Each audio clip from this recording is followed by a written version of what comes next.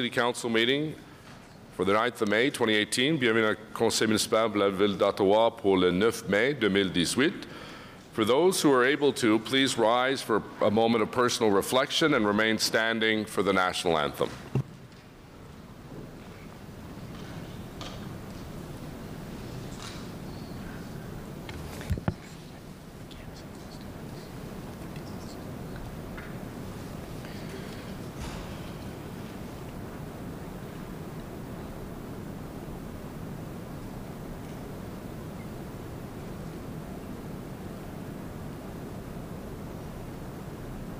Could remain standing. We'll ask our colleague Jean Cloutier to introduce our special guests, nos invités spéciaux pour notre hymne national.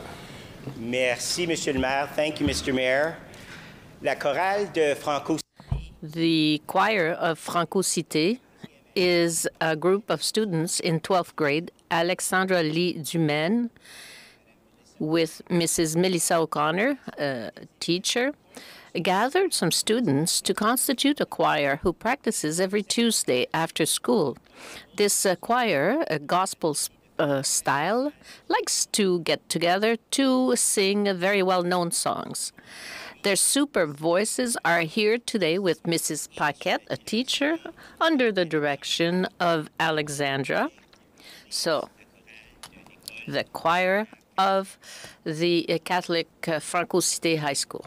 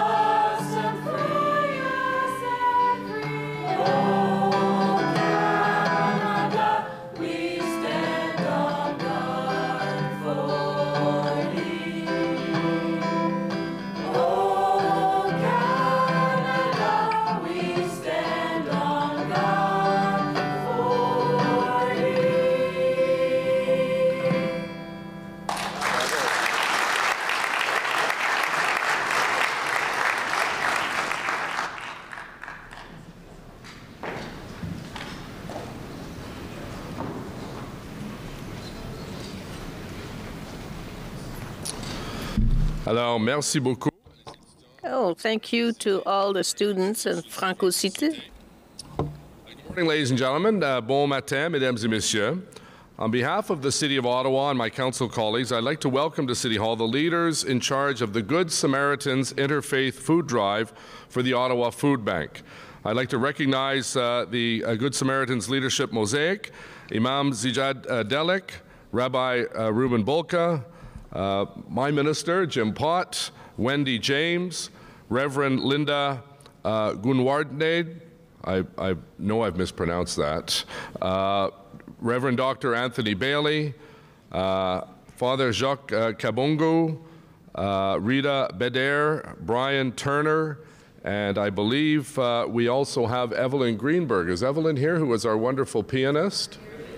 Hello, Evelyn. Thank you. You may have heard these faith leaders singing, and Evelyn was kind enough to accompany them.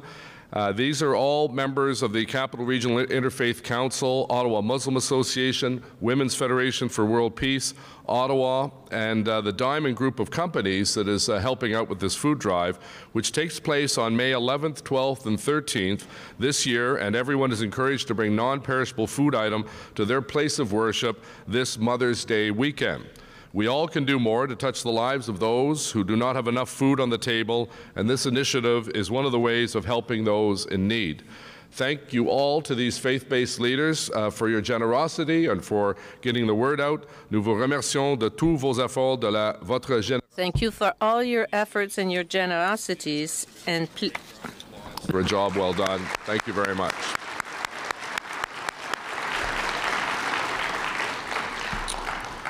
It's now my honor to invite Karen Taylor to the podium for a City Council City Builder Award. And Karen is from the beautiful community of Fitzroy Harbour, and she's brought all of Fitzroy Harbour with her. No one's left in Fitzroy Harbour. It's great. And I'd also like to invite her councillor, Eli El-Shantiri, who is, where is Eli? Here he comes. And a warm welcome to family and friends, Karen from Fitzroy. If you haven't been to Fitzroy Harbour, it is one of these great gems in our city with, of course, the provincial park there and Harbour Pizza and the great community center that Karen is so involved with. This award recognizes people who have demonstrated an extraordinary commitment to making our city a better place today and in the future through outstanding volunteerism or exemplary action. As the long-serving president of the Fitzroy Harbour Community Association, how many years have you been president, Karen? Long time. Longer than Castro was president of Cuba. A lot. It's been 18 years. That's amazing. Karen is the embodiment of a community leader who has worked tirelessly for the residents of Fitzroy Harbour. As a lifelong resident of the community, Karen has been the go-to person for organizing community activities and for mobilizing volunteers to get the job done. She showed great leadership during last year's terrible floods in Fitzroy and was instrumental in organizing volunteers and actions to help the community. Dealing with the flooding, and it's been a year really this week, and the aftermath required an enormous community effort to organize and coordinate. The willingness of residents to help each other as much as possible is a reflection of the community spirit that exists in Fitzroy Harbour. Community spirit that has been strengthened by leaders like Karen Taylor. Karen has been instrumental in ensuring the local community center is a vibrant and welcoming gathering place for the entire community. Her work to secure funding for improvements to the community center and to mobilize others for fundraising efforts is legendary. Her enthusiasm and her willingness to work on community initiatives inspires others and brings the community closer together. Karen has been instrumental in running major events, including the much-anticipated annual Harbour Days Summer Festival, the Winter Carnival, the New Year's Eve community event, and the Spring Fling fundraiser. She truly cares about her community and her city and continues to use her talents to make a difference. I'd like to take this opportunity to thank Karen for your many contributions to the entire community. J'aimerais saisir cette occasion. I would like to take this opportunity to thank Karen for her many contributions to the entire community. Colleague Eli El-Shantiri, it's my pleasure to present you with the Mayor City Builder Awards. Come on out here, we'll get a little picture, Karen. You come in the middle.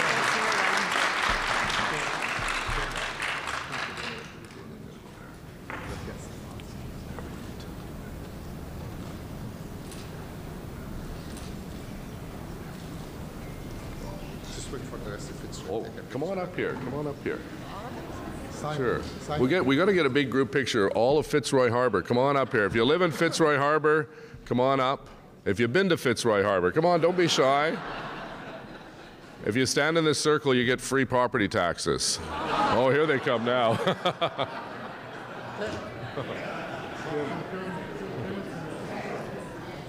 Come on in. We'll get a big group picture here with your friends. And we'll make sure you get all these pictures. Come on in here, folks. Here.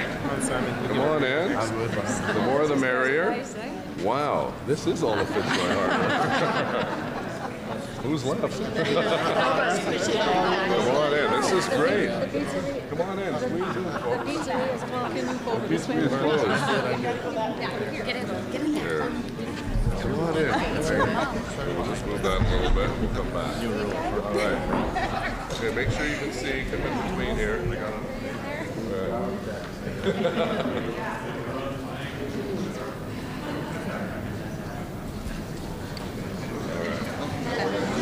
Thank you.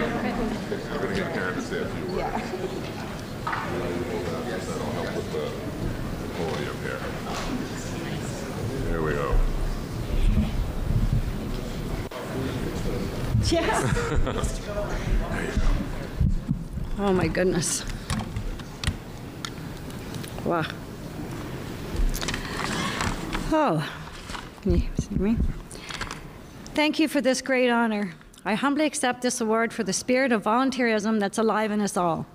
It's what makes this city and surrounding area an example of how engaging with your community on a volunteer basis can build strong pillars required to make a community strive.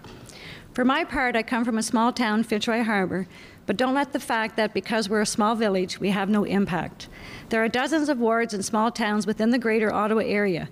Each of these areas have countless volunteers who work tirelessly to help build a stronger community. The sum of these pieces represents the building block to what we have in the City of Ottawa. This city rules by governance, but its strength is its true values found in the diversity of its citizens and their commitment to give up their personal time to volunteer work.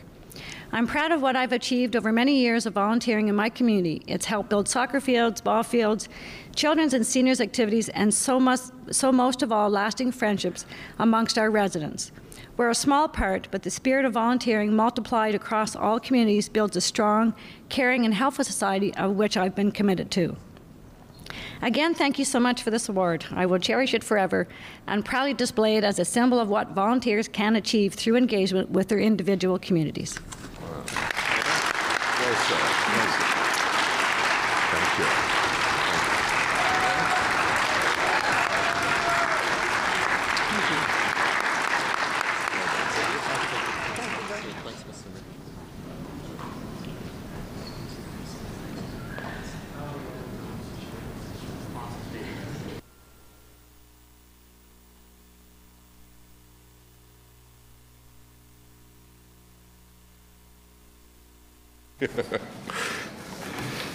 Roll call, please, Madam Deputy Clerk.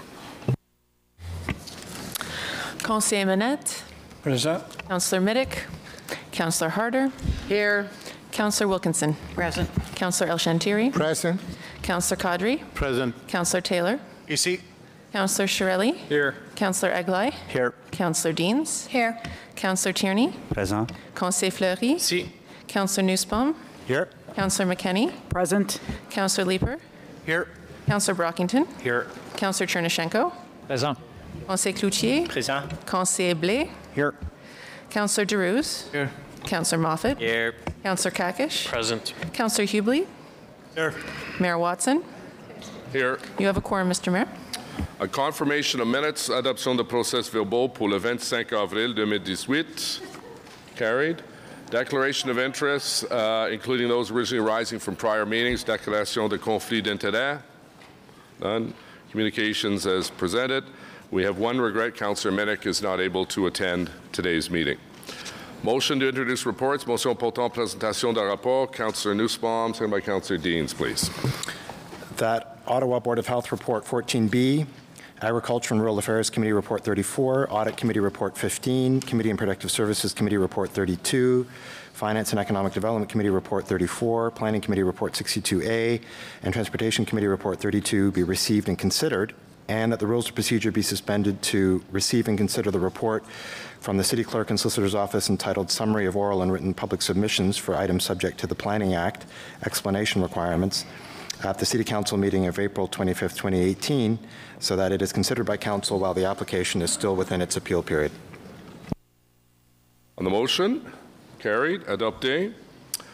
Reports, Ottawa Board of Health Report, Conseil de Santé d'Ottawa rapport. Hold, please. I'll have a direction for staff on that. So that was Councillor Eglai.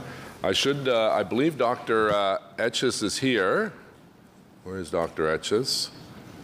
Welcome, and we just received great news yesterday morning that the Minister of Health and Long-Term Care has officially signed off on the appointment of Dr. Etches. So congratulations, our new Medical Officer of Health. Bravo. So we'll hold and come back to that. Committee reports, rapport des comités, Agriculture and Rural Affairs Committee Report number 34, rapport numéro 34 du Comité de l'Agriculture et des Affaires Rurales. We have motions on that, so we'll come back to that. Next is City of Ottawa bylaw, zoning bylaw 2008-250 omnibus amendments Q2 2018, règlement général de zonage 2008-250 modifications d'ordre général. We have to pass the ARAC and Planning Committee report.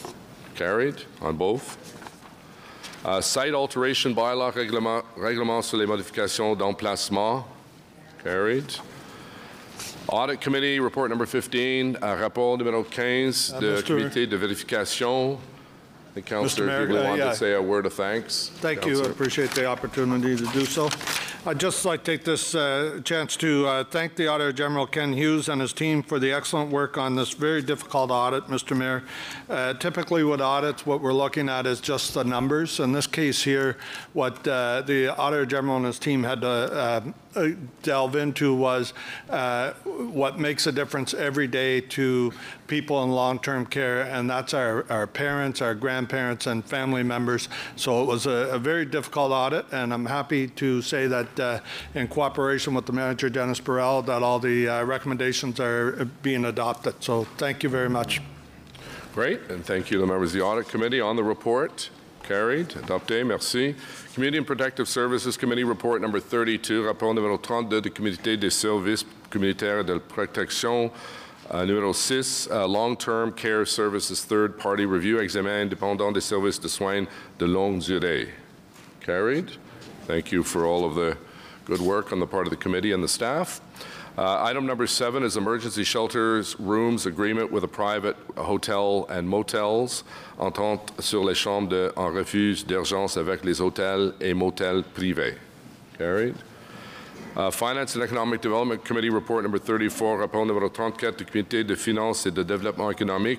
Item number 8 is the 2018 Operating and Capital Budget Q1 Status Report, Budget de fonctionnaires et des immobilisations 2018. Carried. And congratulations to our staff. Item number 9, donations to the city for community benefit policy, politique en matière de dons à vocation communautaire destinés à la ville. Carried. Item number 10, zoning bylaw amendment 740 Springland Drive, modification au règlement de zonage 740 Promenade Springland. Councillor Brockington, did you want to hold this? I had a note that you... Okay. So on the report, carried. Item number 11, zoning bylaw amendment 473 Albert Street, modification au règlement de zonage 473 Rue Albert. Councillor Harder has a motion, seconded by Councillor McKenney. If you'd like to introduce that, Councillor Harder, I believe it's a technical amendment. Yeah, it's very technical, and the same space in two places reads as a different number, so it's correcting that. And it was intended that 410 square meter gross floor area maximum was to apply to the bank use, and there was another number in it that needs to be corrected. 30 square meters, which would be virtually impossible. Anyways, that's what it is. It's technical to change that. Okay, so this is moved by Councillor Harder, seconded by Councillor McKenney. On the motion? Carried. Carried. On the report as amended?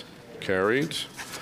Next item is item 12, application to permit the demolition of the Ugandan High Commission 231 Coburg Street, a property located in the Wilbrod Laurier Heritage Conservation District, an application for new construction on the same site, demande de démolition de Haute Commissaire de l'Uganda. And we have a motion by Councillor Fleury, seconded by Councillor Nussbaum. Councillor Fleury, if you'd like to introduce the motion, please. Thank you, Mr. Mayor.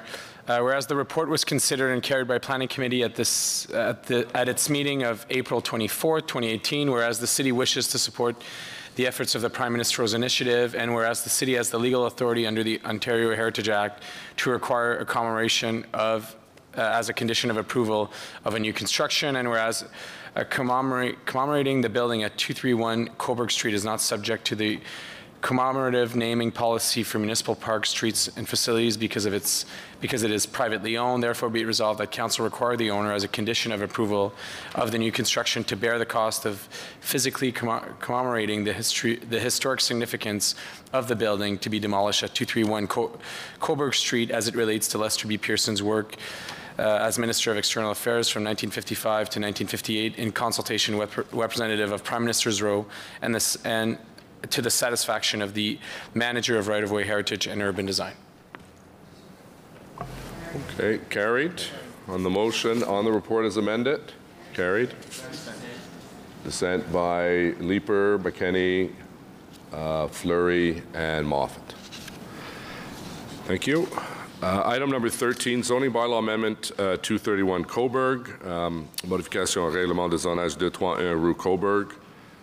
Carried. Same dissents? Same dissents noted. No dissents? Okay. Transportation Committee Report number 32, Parking Services 2017 Annual Report, Rapport annuel 2017 de services de stationnement, received. Item 15, Leitrim Road realignment and widening, River Road to Bank Street Environmental Assessment Study Recommendations, étude d'évaluation environnementale pour la modification de tracé du chemin Leitrim. C'est bon, correct? Adopté, merci. Item number 16, Canada Light Rail Transit Planning Environmental Assessment Study, Moody Drive to Hazeldean Road, recommendations, études de planification et d'évaluation environnementale de train léger sur rail proposé vers Kanata. Councillor McKenney has I believe, a direction to staff that she wants to raise. Can we hold that too, Mr. Mayor, hold please, that? for Okay, questions? we'll come back to that then. Excuse me. Item number 17, bike sharing agreements en temps de vélo partage. Carried. City clerk and solicitor, greffier municipal et avocat général, summary of oral and written public submissions for items subject to the Planning Act explanation requirements at the City Council meeting of April 25th, 2018. Résumé des observations orales écrites publiques sur la question aux exigences pour la loi de l'aménagement de territoire, réunion du Conseil de 25 avril 2018. Carried. Does anyone wish to remove anything from the bulk consent agenda at this time? No. On the bulk consent agenda as presented? Carried. Adopté. Merci. So we'll go back to the first item that was held. Item number 1, public health approach to reducing harms from gambling in Ottawa. Councillor Eglai, I believe, has a motion. Mr. Mayor, but rather a direction to the clerk's office. Just a quick background. I want to thank the OPH staff for moving very quickly on this.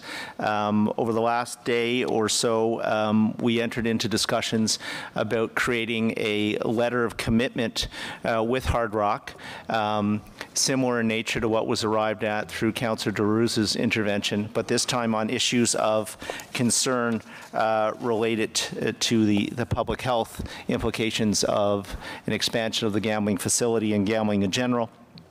I won't read the whole letter, but the direction is basically what the letter does is it commits Hard Rock and OLG to continue to work with public health on their 4-point plan, and in particular to participate in the Ottawa Prevention Gambling Network, to contributing to a local prevention campaign, to sharing local gambling data to inform ongoing work to reduce harms in our community, and for addressing areas of improvement as outlined in the recent RG checklist.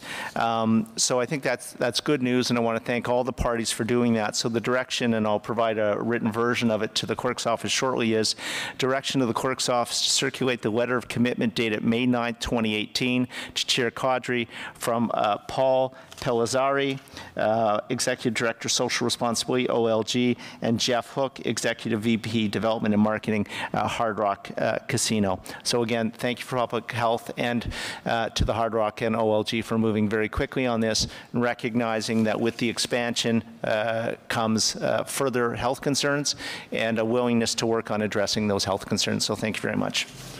Okay, so that direction is to staff, and I believe also it comes at the next item, but a copy of the letter from Rideau Carlton Raceway and Casino was also sent to members of council with respect to infrastructure assists and so on, so I think everyone has a copy of that as well. And Councillor Cadre has the floor, please. Thank you very much, Mr. Mayor, and I want to thank my colleague, Councillor Eglai, for putting the direction forward this morning.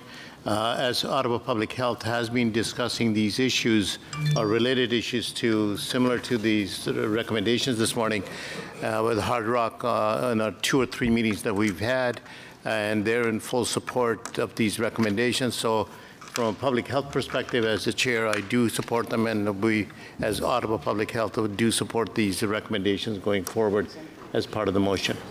Thank you, Mr. Mayor. Okay, thank you. Anyone else on this item? Received? Received. Next item that was held is from ARAC, Zoning bylaw 4837 Albion Road and 4910 Bank Street. We have Councillor Harder with a motion, seconded by Councillor Moffat. Please. You know, we've got 5 hotels in that Canadian.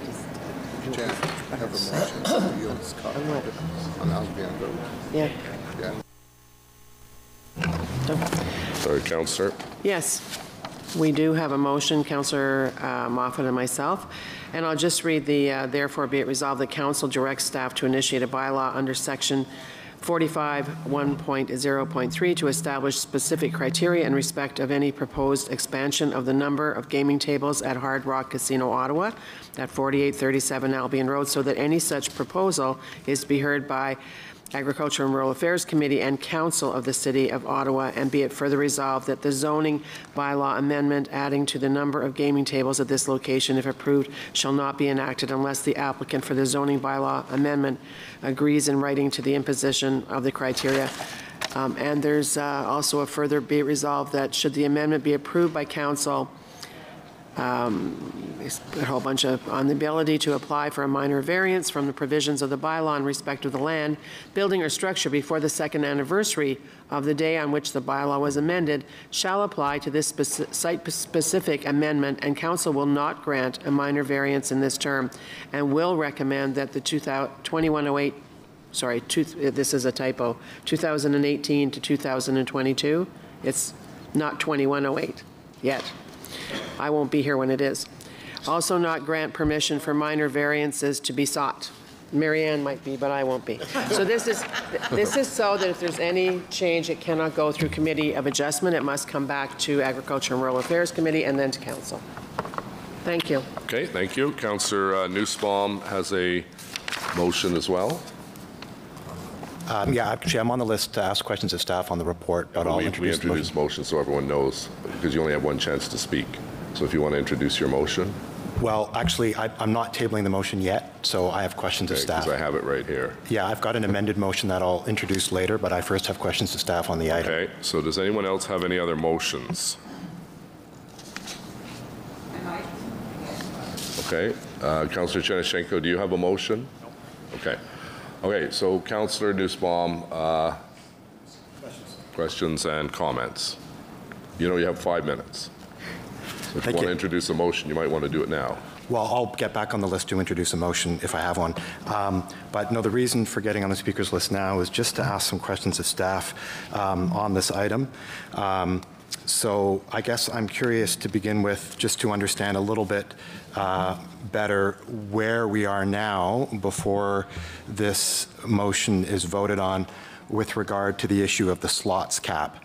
And I know I had a private exchange with city staff over the last few weeks, but I just wanted to clarify for the public record what staff's position is on the current status of the exchange of letters between the city manager and OLG from the fall of 2013, stating and affirming council's decision to limit gambling options at Rideau Carleton Raceway to 1,250 slots. What is staff's view on the current status of that exchange of letters? Mr. Mayor, Mr. Mark and I undertook on behalf of my office to look through that, and we checked all the correspondence and are not aware of any such communication.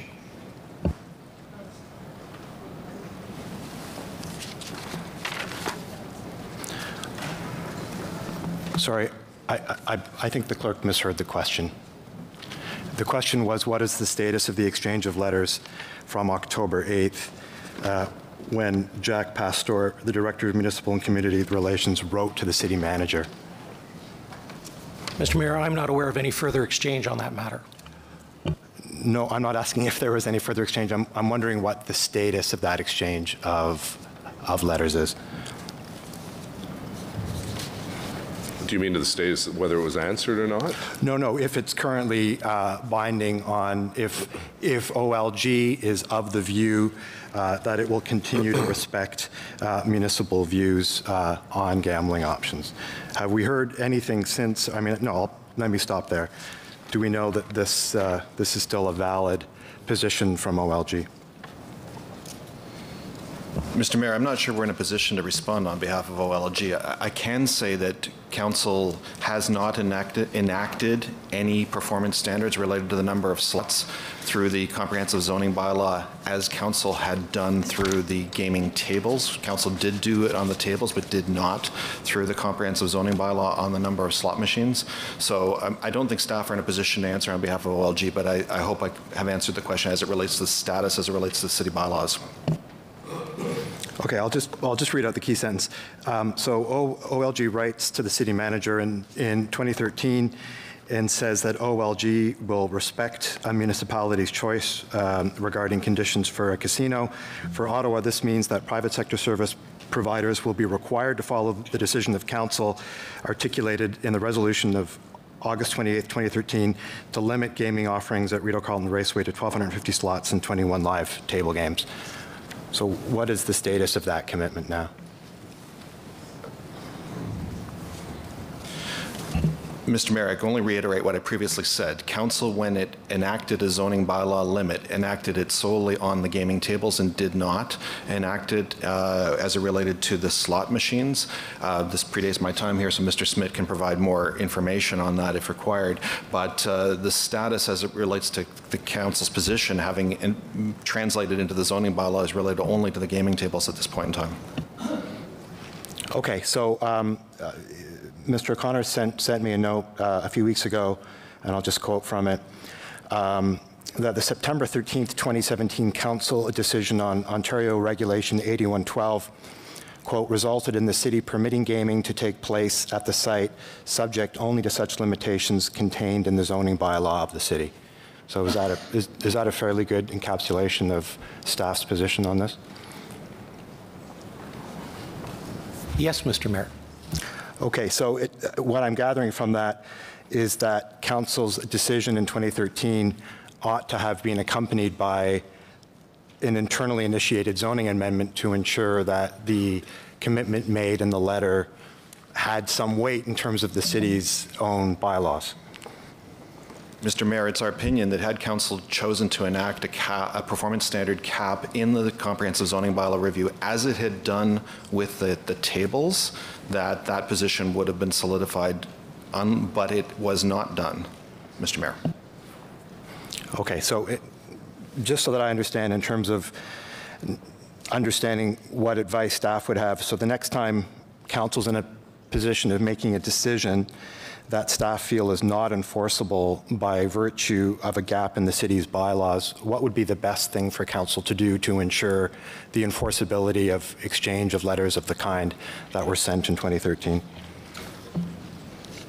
So should it be a council initiated? Should a councillor initiate a report and initiate a zoning bylaw amendment? Would that be the right thing to do, or is that staff's responsibility? Mr. Mayor, there are two scenarios that could come to play in this situation. If an applicant makes an application seeking relief from a performance standard, that council can weigh its position then. But in the absence of an application that actually addresses the performance standard, council should initiate a city-initiated zoning review of the matter. And by council, that would be an individual councillor? Mr. Mayor, normally it's practice that committee or council directs staff to initiate a city-initiated review, and it's not our practice to initiate that without council direction. Do you think it's fair to assume that council, when it authorized the exchange of letters, that it thought that that exchange of letter would be enforceable in the city's own bylaws? Mr. Mayor, I'm not in a position to answer that question. I was neither here at the time, and nor can I opine on council's intent. I know that council did actually require the cap on the gaming tables. So my assumption would be council did seek to enforce that matter when the opportunity presented itself. Okay. In light of the written comment that passing the decision on Ontario Regulation 8112 resulted in the city permitting gaming to take place at the subject site, I'm taking from that was an important moment in this file. Yet, when asked what the status of that decision was at the time. On September 13th, staff answered that this was largely a reaffirmation of previous council's decisions. Is it staff's view that that was the correct answer to the question when it was asked on September 13th? Mr. Mayor, I'm actually going to read from the response that Mr. Mark and I crafted for the councillor, which I believe this is question number 3. And as stated in response to an earlier question, the Finance and Economic Development Committee report 27, item 5, was not a reaffirmation of the council decision on September 13th, 2017. The adoption of the report resulted in the city, excuse me, permitting gaming, excuse me, to take place at the site subject to such limitations as contained in the zoning bylaw of the City of Ottawa. A reflection of this interpretation was that there was no objection made by the city to the ability of the Hard Rock Casino Ottawa to seek a minor variance to go from 21 tables to 35 tables before the Committee of Adjustment. Yeah, thank you. So the adoption of the report was an important moment in substance then, correct? Mr. Mayor, I can't in hindsight describe whether or not it was an important moment in this overall file, but it was not a reaffirmation of Councillor's earlier decision on September 13th, 2017. Correct, but in answer to Councillor Eglai's question on that time, you stated it was largely a reaffirmation. So I'm just trying to understand whether it was a reaffirmation or whether it was not a reaffirmation. Mr. Mayor, it was not a reaffirmation. Okay. So in saying it was largely a reaffirmation on September 13th, that was not the correct answer to the matter that was put to staff at that time. Correct? Mr. Mayor, I haven't gone back and listened to the tape recently of what I said, but if the councillor is correct, I would agree with him. Okay, well, I'm just trying to understand. I think it's important in terms of understanding when this happens again that council is fully apprised of what the consequences of its decisions are. And given that I was ruled out of order on that day because it was deemed a technicality, I just wanted to clarify because it apparently wasn't a technicality. But I'll get back to this issue. I'm going to introduce a motion shortly, but I see that my time is up. Thank you, Mr. Mayor. Thank you. So, Mr. Clerk, did any member of council raise the possibility of capping the number of slots during the debate in September 2017 on Regulation 8112? No, Mr. Mayor. Okay, thank you. Councillor McKenney. Thank you, Mr. Mayor. On a few things, I'm just going back to the addition that was placed in the Ontario Regulation 8112 by Councillor Deans, and it was the document 3 from August 28th, 2013. And that document at the time directed OLG be informed that the City of Ottawa recommend that the successful proponent arising from their request for proposal implement certain public health measures that would be intended to reduce the risk of problem gambling. So I just going to ask if, in fact, these conditions are in place for the expanded casino that we have in front of us today. Have they limited the hours of casino operation? No 24-hour access to venues, closed at least 6 hours per day?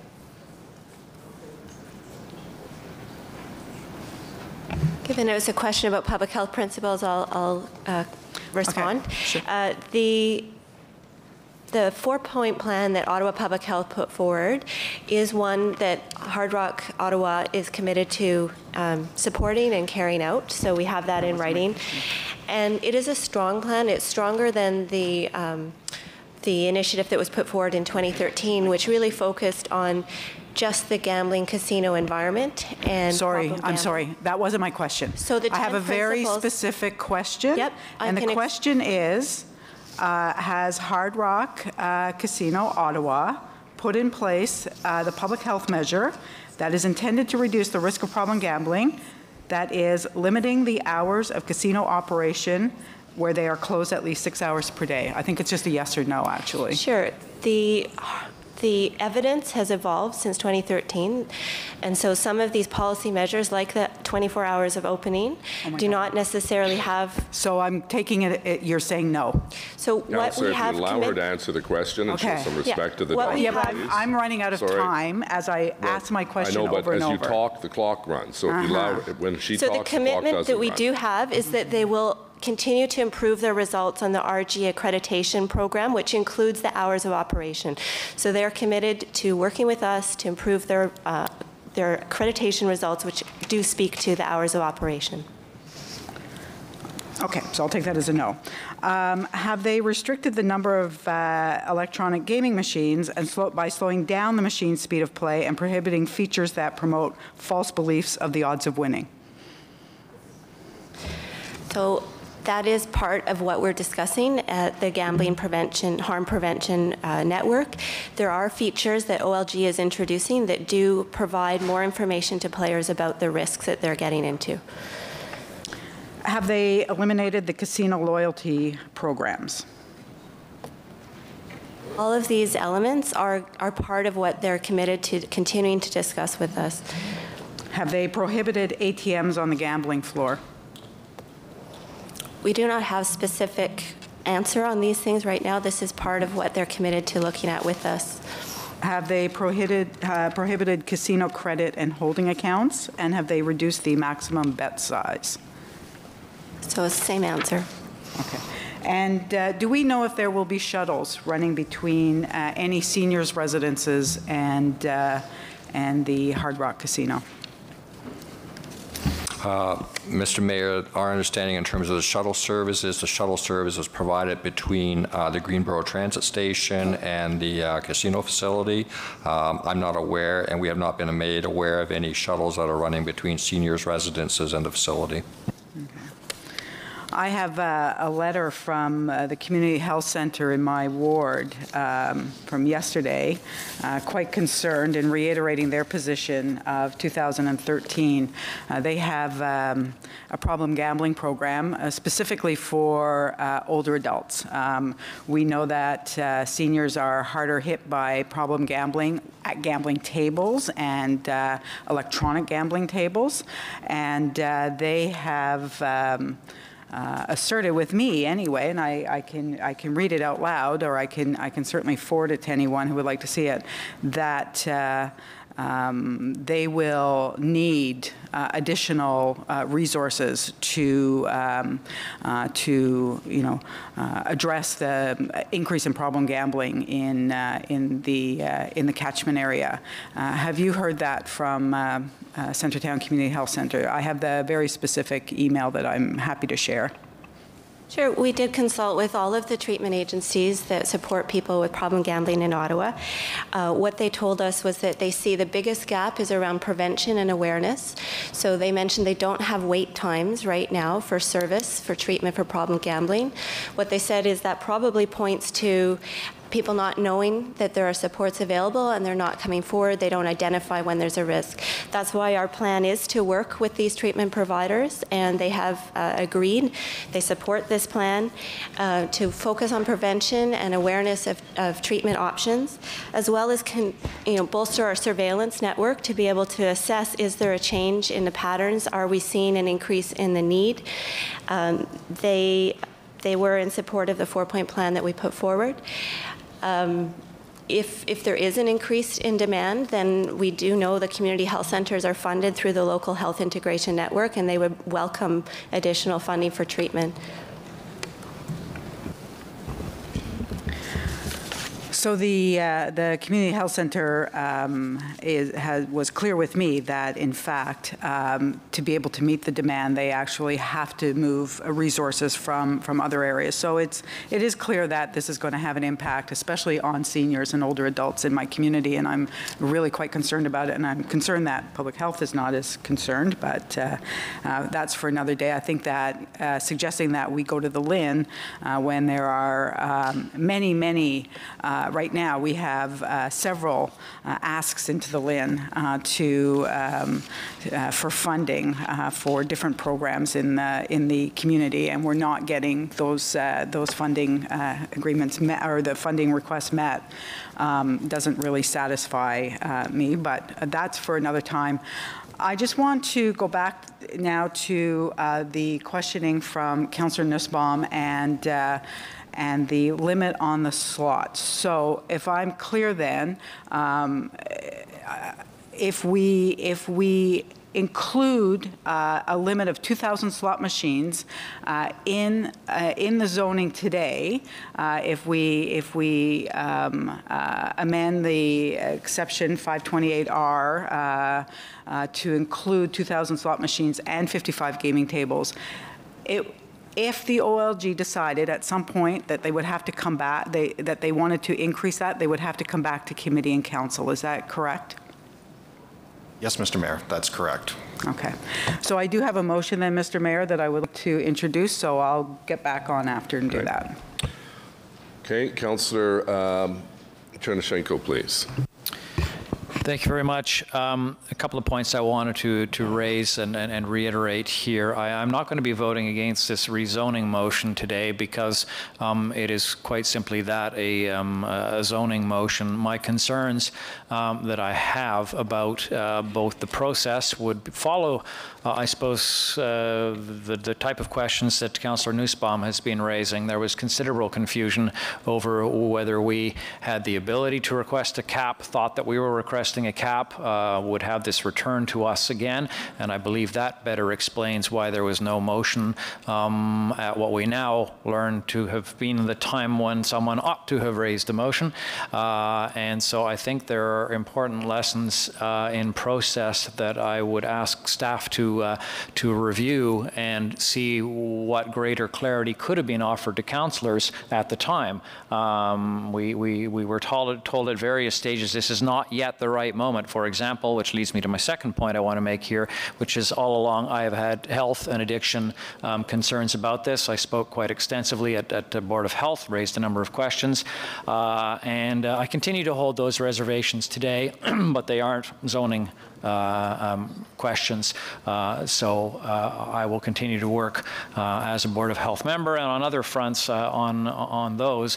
But my circular logic here, we were similarly told at the time this is not really the moment to be raising health issues or gambling issues or what can be done to provide better services. That is for another time. So we are left, some of us at least, are left with this feeling like, well, when exactly was that right moment to have done this? Was there a loophole? Did it fall between the cracks? That does concern me in terms of process, so I do want to raise this today.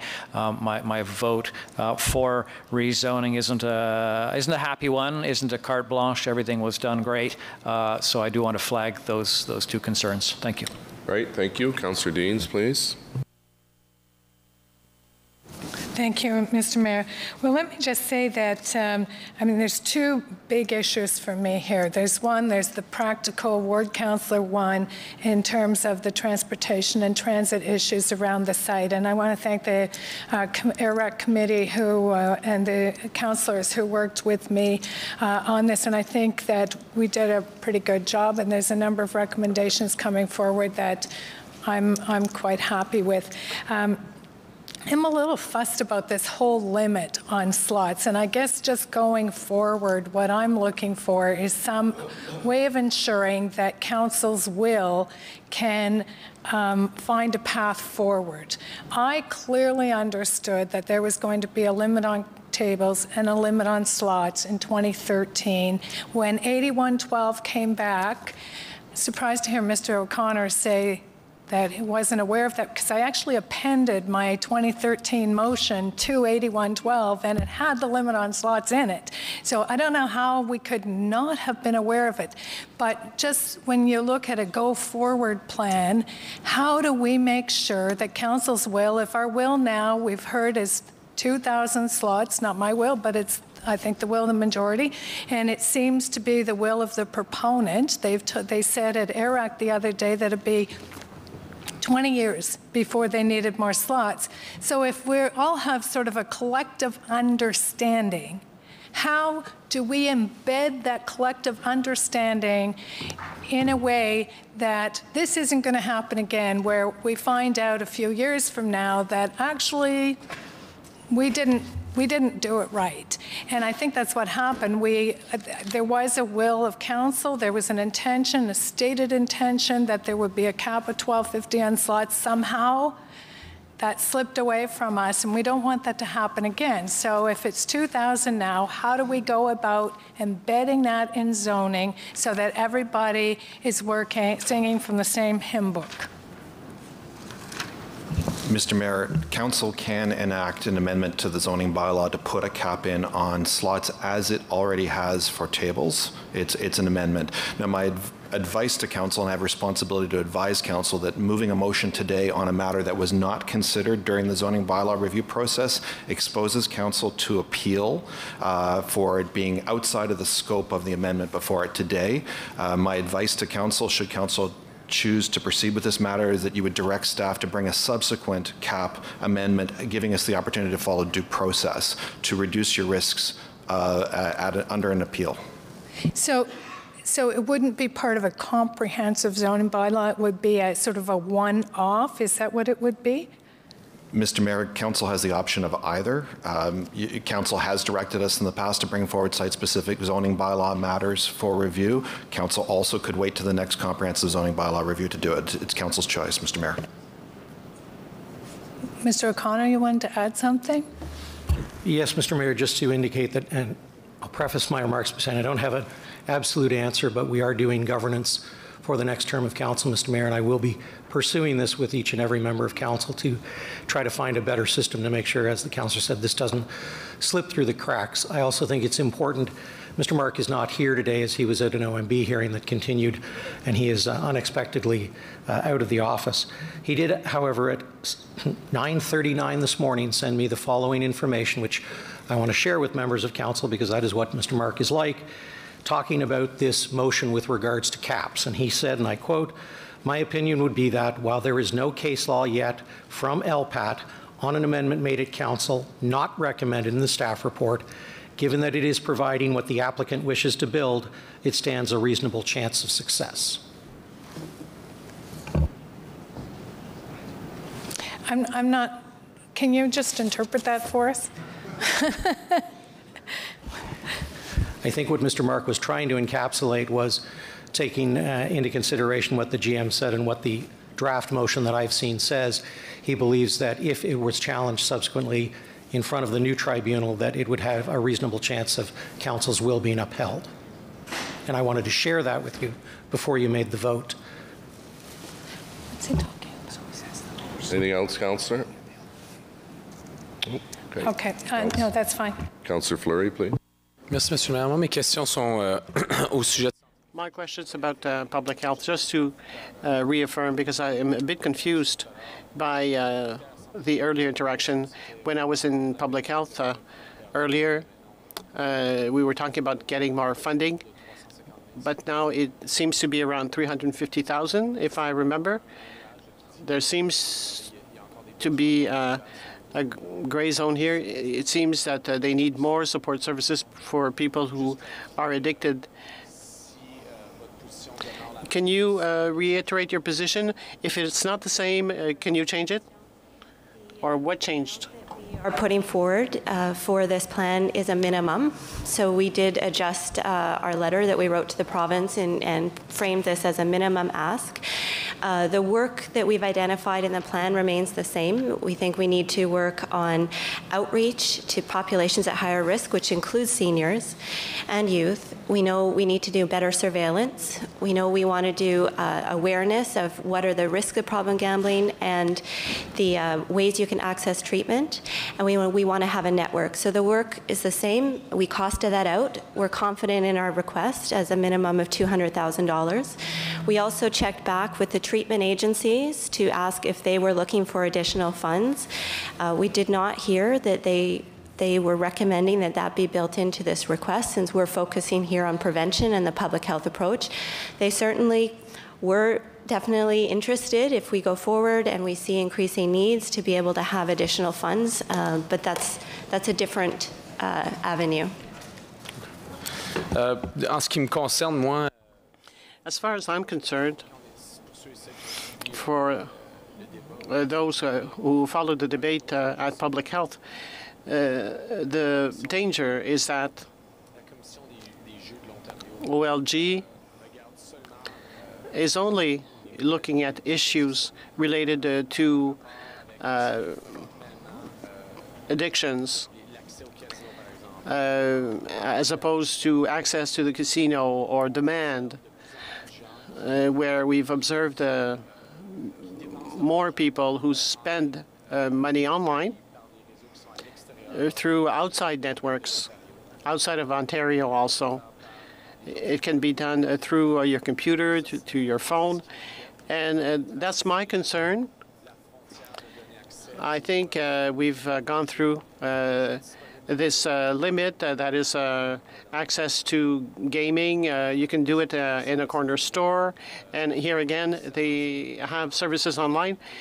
But in a world where everything is accessible, I think we have to focus more on what we can do at a community level in order to support people and provide services when they're available. So I'm willing to support a motion where we would provide more funding for prevention or establishing limits on the number of tables. But gaming is available everywhere. We have to recognize it, but also in urban districts, we have been successful in avoiding having those in the downtown where socioeconomic conditions are worse. So I'm reassured by that. There's still discomfort, but it's related to the people who are addicted to gaming. So we want to see what we can do in terms of public health and OLG, and also for the LIN, so that it won't be just a government intervention as to access to gaming, to casinos, and the legitimate services of OLG, but people who are addicted to gaming and what we can do to... I'm not looking for an answer. It's just a comment. Thank you for your question. Gambling that happens outside of casinos, and that's why I say this approach in 2018 is stronger than in 2013. Our outreach is exactly there on the ground, going out to meet with youth, working with seniors groups, and it's to cover all forms of gambling. We know that online is important. We know that lottery tickets can be a burden on seniors. So these are all aspects that we want to work with our partners, work with the community members that are affected, and find more comprehensive approaches. The network is meant to do that, as you suggested, to bring everyone together to look at a more comprehensive approach. Merci. Councillor Nussbaum has a motion. Yes, thank you, Mr. Mayor. I want to introduce a motion. Hello. His name is Jim Watts now. A motion very, very similar to what I sent out last night, but with a couple of important changes. And the purpose of this motion is to respond to the Public Health Agency report, which was tabled in front of the board in April, where there was a very clear statement that Ottawa Public Health recommends against increasing access and availability of gambling in Ottawa, including slots and gaming tables, as increasing access and availability has been shown to increase the prevalence of problem gambling. And so in the effort to mitigate some of those harms, the Public Health Board approved the idea of a 4-point plan, which I think is excellent, and I very much support it. But there were 3 things about the treatment of that plan that I think would merit some improvement, and I'll just list those 3 now. The first is... Sorry, are you reading your motion? Because I think that's what you should be doing right now, so people okay, know. so the operative motion is The whereas clauses are similar to what was sent out last night, and the operative clause is therefore be it resolved that City Council approve that the 2019 draft budget process consider allocating 2% of the City of Ottawa's municipal contribution agreement revenue from the Hard Rock Casino for Ottawa Public Health's collaborative 4-point plan to reduce harms from gambling in Ottawa. And so just by way of explanation, the reason for that is first, the plan is conditional on provincial funding. So if there's no funding, there's no 4-point plan. Secondly, the request for one-time funds, which were for health promotion campaign, outreach to residents at higher risk of gambling, and the establishment of the Ottawa Gambling Prevention Network, could usefully be ongoing, particularly for the first two of those three objectives. So both for the health promotion campaign and outreach to residents at higher risk. I think there is no question in speaking to treatment providers that having that as ongoing funding would be highly useful. And third, in speaking to some of the treatment providers, they've indicated that they very clearly and strongly would welcome additional monies for treatment that they feel could make additional inroads and see better outcomes, improve the efficacy of their programs. So that's the purpose of this motion. The 2% is not drawn randomly. That's the number that OLG provides in terms of its gross revenues to the Ministry of Health and long-term care.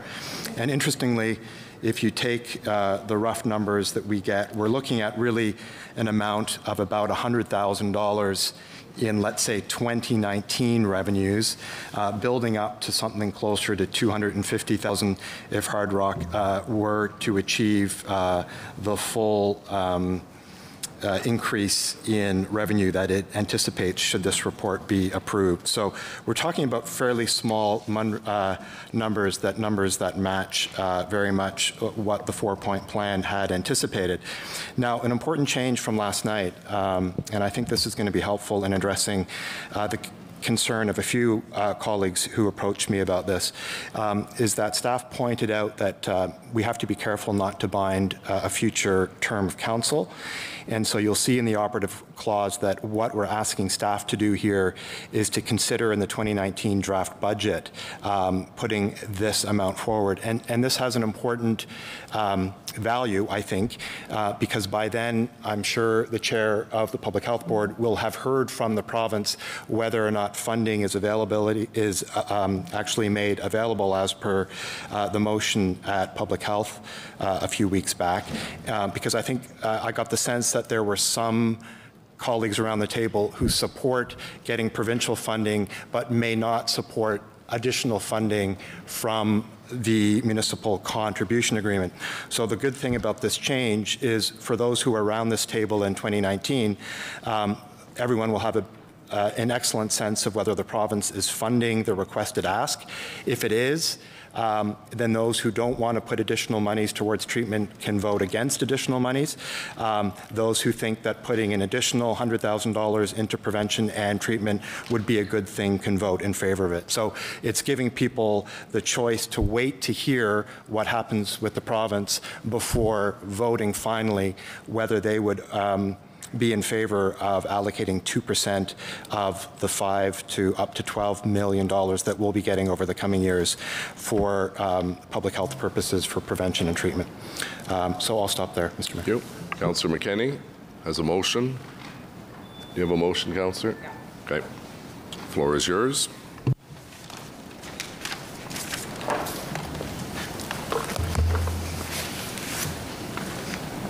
Thank you, Mr. Mayor.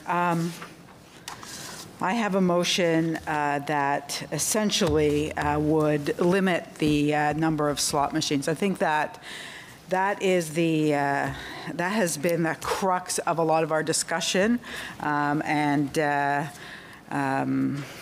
I don't know whether to call it confusion, but certainly discussion around what our past motions meant, what 8212 meant, and what the intention of Hard Rock is in terms of the caps on the slot machines. So My motion essentially is whereas the Ontario Lottery and Gaming Commission caps slot machines in any given facility to 2,000 machines, and whereas the current proposed zoning recommendation for the Hard Rock Casino does not specify a cap to the number of slot machines at the Hard Rock Casino, therefore be it resolved that under the details of the recommended zoning, amend exception 528R within section 239 rural exceptions, column 3-2, casino limited to 2,000 slot machines and 55 gaming tables. And be it further resolved that there be no further notice pursuant to subsection 3417 of the Planning Act. So essentially what that does is it,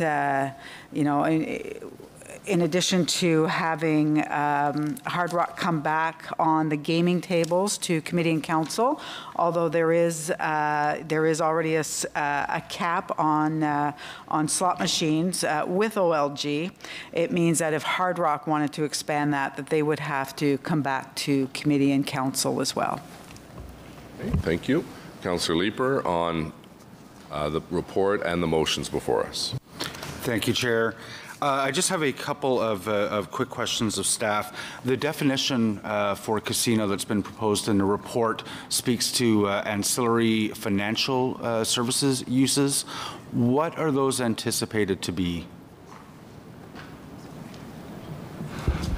We don't have details on that, but really what we're doing with the new definition of the casino is capturing the types of things that typically would be associated with a casino. Right now, a lot of these things, in fact, are permitted under the current zoning, either as accessory or in the ancillary category, because we didn't have a specific definition. Rather than continuing with that fragmented approach to how we're dealing with this use, rolling it all into one. But the ancillary financial potentially could be some financial services. It could be financial counseling. It could be something along these lines. But again, I think that's part of what Ms. Hutchins will be dealing with in terms of their four-prong plan and continued discussions with the Hard Rock proprietors in terms of what it is that they will be providing. Do we have a definition in our zoning bylaw of what a financial services are? Without taking a look at it, I'm sure that we do. It's probably captured under a bank definition, and that's fairly encompassing in terms of the types of operations that would be associated with that. But I don't have that in front of me. I can definitely get that back to you, Councillor. So by a casino would, under this definition, be allowed to include a bank? That would be the potential for that, yes. But I'd have to confirm. If you can give me a couple of minutes, I'll take a look at the zoning and see what we have in terms of the definitions. Okay, I'll let you take a look at that. Thank you. The second question I had, and I share Councillor Nussbaum's discomfort with how this has rolled out in terms of our opportunity as a council to say that we continue to believe the 2013 cap applies. And it sounds like the 8112 regulation was an important opportunity that came by. We were told it was a technicality, and we voted for that. I note that in their recent approval for the gambling in Toronto, that City Council in Toronto has voted to request the province of Ontario to amend Ontario Regulation 8112 as necessary to provide a clear requirement for municipal approval prior to any decision to substantially expand or renew gaming sites and related contracts with operators within the municipality. Given the way that this process has unrolled, I'm wondering from the solicitor whether he feels that that would be a helpful thing to ask the province as well. Mr. Mayor, seeking greater clarity on Ontario Regulation 8112, I concede would be an excellent idea. Okay. Chair, I'll leave it there. Thank you very much. Councillor Aguilar, please. Thank you very much, Mr. Mayor. I want to start off by thanking and recognizing the work that Chair Kadri has done on this file. It's been a very challenging file going forward, and certainly I think Dr. Etches is thinking this is certainly a challenging file to be taking on her first official day. So, but I know the hard work that they've put on this file in moving it forward and addressing the concerns. that have come up. So I would just want to acknowledge that to start. I'm more comfortable with Councillor Nussbaum's motion than I was the version I saw last night. I think it's a backup plan, if you will, if what the Board of Health came forward with. And I want to thank Councillor Taylor for assisting me at the Board of Health that I don't sit on and bring forward a motion which changed the recommendation so that the money being asked for wasn't a hard cap, but rather it was a minimum ask. So it does give the board flexibility, but if those things don't work out, then Councillor Nussbaum's motion that recommends that we consider that as part of the 2019 budget is certainly as a backup plan. It still concerns me a little bit because I'm not sure we should be taking on the obligation of fixing a problem which emanates from the province. We don't really have a lot of control over whether there's gambling in Ontario or not. That's all provincially driven. So that part still makes me a little bit nervous, but since it's toned down somewhat in moving it forward as a consideration as opposed to putting that discussion in front of us today, that's a motion that I will be supporting. As for Councillor McKenney's motion, I'll be supporting that as well because I have to be frank, my name was batted around a little bit as the councillor that asked the question. I don't think the question that I asked could have been clearer. It was very direct as to whether it would be a reaffirmation or not. The analogy used during the discussion was, you know, is this the same thing as somebody buying a house and us simply turning the keys over to the house and you get the house with no renovations, no changes whatsoever, you just get the house. In effect, what we were told was we are approving a new owner and that was it. We weren't approving a new construction. It wasn't like the Ugandan embassy that we were approving it to be knocked down and rebuilt. We were transferring the house as it was without any additions, any new construction, any renovations, any changes. In that regard, I think that the motion brought forward by Councillor McKenney is a prudent one to get it down in writing, to make it very clear what we're saying here today. I'm heartened by legal's position that this would likely be successful on appeal if the applicant decided that they wanted to challenge it. I think it makes it clear, something that was not clear last time round, unfortunately, but this is very clear, very direct. I thank her for bringing it, and I'll certainly be supporting that motion as well. Great. Thank you. Councillor Caudry, please. Thank you very much, Mr. Mayor. And I do have a couple of questions of Dr. Etches first, before I make some comments on what the discussion that's happening this morning. To Dr. Etches, Doctor, when you did the report, or when the Ottawa Public Health provided the report, what kind of work went into producing that report? Did you go out and consult with the community? Did you consult with the partners in the community, along with some of the other items that you would have to look at in order to put this kind of report together? Mr. Mayor, we consulted with community members providing treatment. We consulted with other provincial organizations that lead research into gambling and the effects of gambling on health. And we did look at the literature related to the evidence of harms due to gambling. And in that consultation with the partners, the health centers were part of that consultation. Am I correct? Yes. Thank you. In terms of the recommendations that you put on the report, the 4 recommendations in front of council this morning, where did those recommendations come from? Did you consult with like the Hard Rock Casino, or was that based on evidence that you're aware of in terms of medical fields and other partners in the community? We put forward the plan based on the literature and conversations with partners.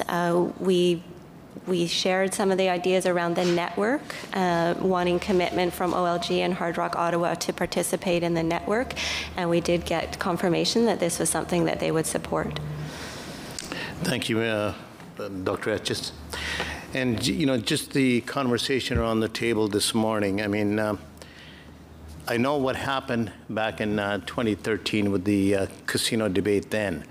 And at that point, the council of the day chose to put some restrictions on the casino that was operating, or the Rideau Carlton Raceway that was operating. And those restrictions, in the opinion of not only councillors, certain councillors and myself, was that you were restricting the hands of a business that you first authorized to go ahead and operate, and then you restrict their capabilities of operating that business. This morning, we're here to look at a new proposal, or an extension of the past proposal, if you want to call it that. And I think the recommendation or the suggestion that was made to Ottawa Public Health is to go out and do due diligence. And we did that, as you just heard from Dr. Etches. Could there be more work done? I don't think so. I think the work was completed. The recommendations come forward in the report. And as I said to somebody just a few minutes ago, here's a department that we spend money in to, to ask for their professional help, to ask for their knowledge-based help. And that's what the Ottawa Public Health does and does provide on an ongoing basis. The item that we're discussing this morning and is part of that recommendations from the public health. I mean, you pay professionals almost $250,000, yet every time they come out with the recommendations, we sort of say, well, I don't know whether we should follow those recommendations. I think it's about time we did follow those recommendations. In this particular case, these recommendations are good and sound recommendations. Could we use more money? Always. Everybody can use more money. But the money is not the solution. You can't just throw money at a problem and say it's going to be solved. People talk around this table about gambling. Gambling is just not a casino issue. Gambling is now, whether we like it or not, in our basements. Whether you're doing a computer gambling or whether you're doing OLG, buying lottery tickets, that's all gambling. And I just want to caution in the motion that the Councillor Nussbaum's put forward about the money. I don't want to take on, as a municipality, a responsibility that belongs in the province's basket. Leave it there. Because today we're talking about casinos. Tomorrow we could be talking about cannabis-related issues. How much of those issues do we want to own? I think the plan that's here today, based sound and reasoning plan, I think we should look at this plan and say, let's move forward. What happens in the future in terms of money and so on and so forth, we can look at that in the future. Right now, there's a recommendation to ask for one-time funding of $150,000 plus ongoing funding of $200,000 recommended by the Ottawa Public Health. And again, I'll reiterate the fact that they have consulted with the partners. That funding for now, I think, is sufficient. Let's move forward with that. And then if in the future we need that money or we need extra money, we can look for that at that time. But our mandate with the public health is to work with the Ministry of Health, Champlain Lynn, and see how we can get this program on rail and how to work towards making it a success. Thank you very much, Mr. Mayor. Okay, thank you. Councillor Kakish, please. Thank you, Mayor, and I'll start off with a couple of questions to Dr. Riches, and we did have an extensive debate at Board of Health, which I sit on, and so I'm very comfortable with the report and the recommendations that we came up with there. In terms of the letter that the request for funding, has that been shipped to the province yet, and have there been any preliminary discussions between staff and the province about their intentions about funding? The letter has been sent to the province, and we have not had any discussions yet. Okay. And generally speaking, historically, are gambling programs fully funded by provincial funding? I know the Board of Health funding is 75-25, I think. So generally speaking, when it comes to gambling programs, are those solely funded through the province, or is there a city share that goes towards that? So gambling isn't mentioned specifically as a public health mandate in the cost-shared requirements for public health. That's why we're seeking additional base funding from the province. And we, so the other sector that's been mentioned today here in terms of treatment is funded from the province. Sorry, can you repeat that again? So treatment for problem gambling is funded by the province. Okay. Okay, and I certainly think, on the health front, there's obviously several elements, as Chair Caudry pointed out, outside of slot machines and live gambling tables where there are perhaps bigger problems even with online gambling and other versions of it as well. And as I said, I do support the recommendations that we discussed at length at the Board of Health. On a separate note, I want to shift to infrastructure, and that's been a big priority for me as I represent the area just north of the casino. And Councillor Derues and I have been working on advancing infrastructure improvements for Leitrim and Finlay Creek in the last couple of years. And the landowners in that area have been very helpful. And when the casino came forward, I just want to give them full credit. And I see Jack's here, and I know we've been giving him a hard time over the past few weeks about some of the issues, but they've been very receptive, helpful, and supportive and at the table, even though we know that the traffic implications from their development are minimal relative to the residential development that's happening there. But nonetheless, they've been very receptive and working with us, with Councillor Derues, with city staff to help advance some of the infrastructure projects that we've been working on for Bank Street, Earl Armstrong, and the other ones as well. And I know they've sent a letter of commitment as well to reflect that. So I just want to say thank you to them for being at the table and being good corporate citizens. Thank you, Mayor.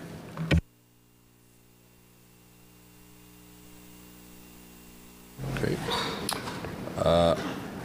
Councillor Taylor, please.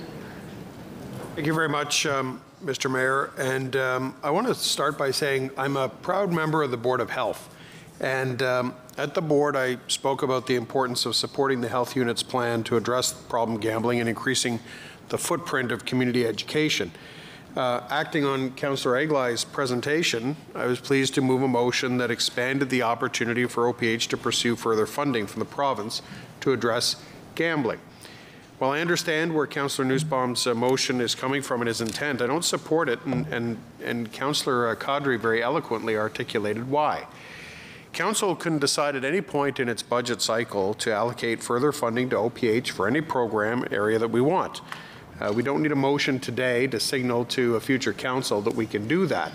What a motion today, if approved, would signal is it would signal to the province that we're willing to step up and fund, which means that they, in turn, can respond to our letter and say, if you're willing to step up and fund it, why would we?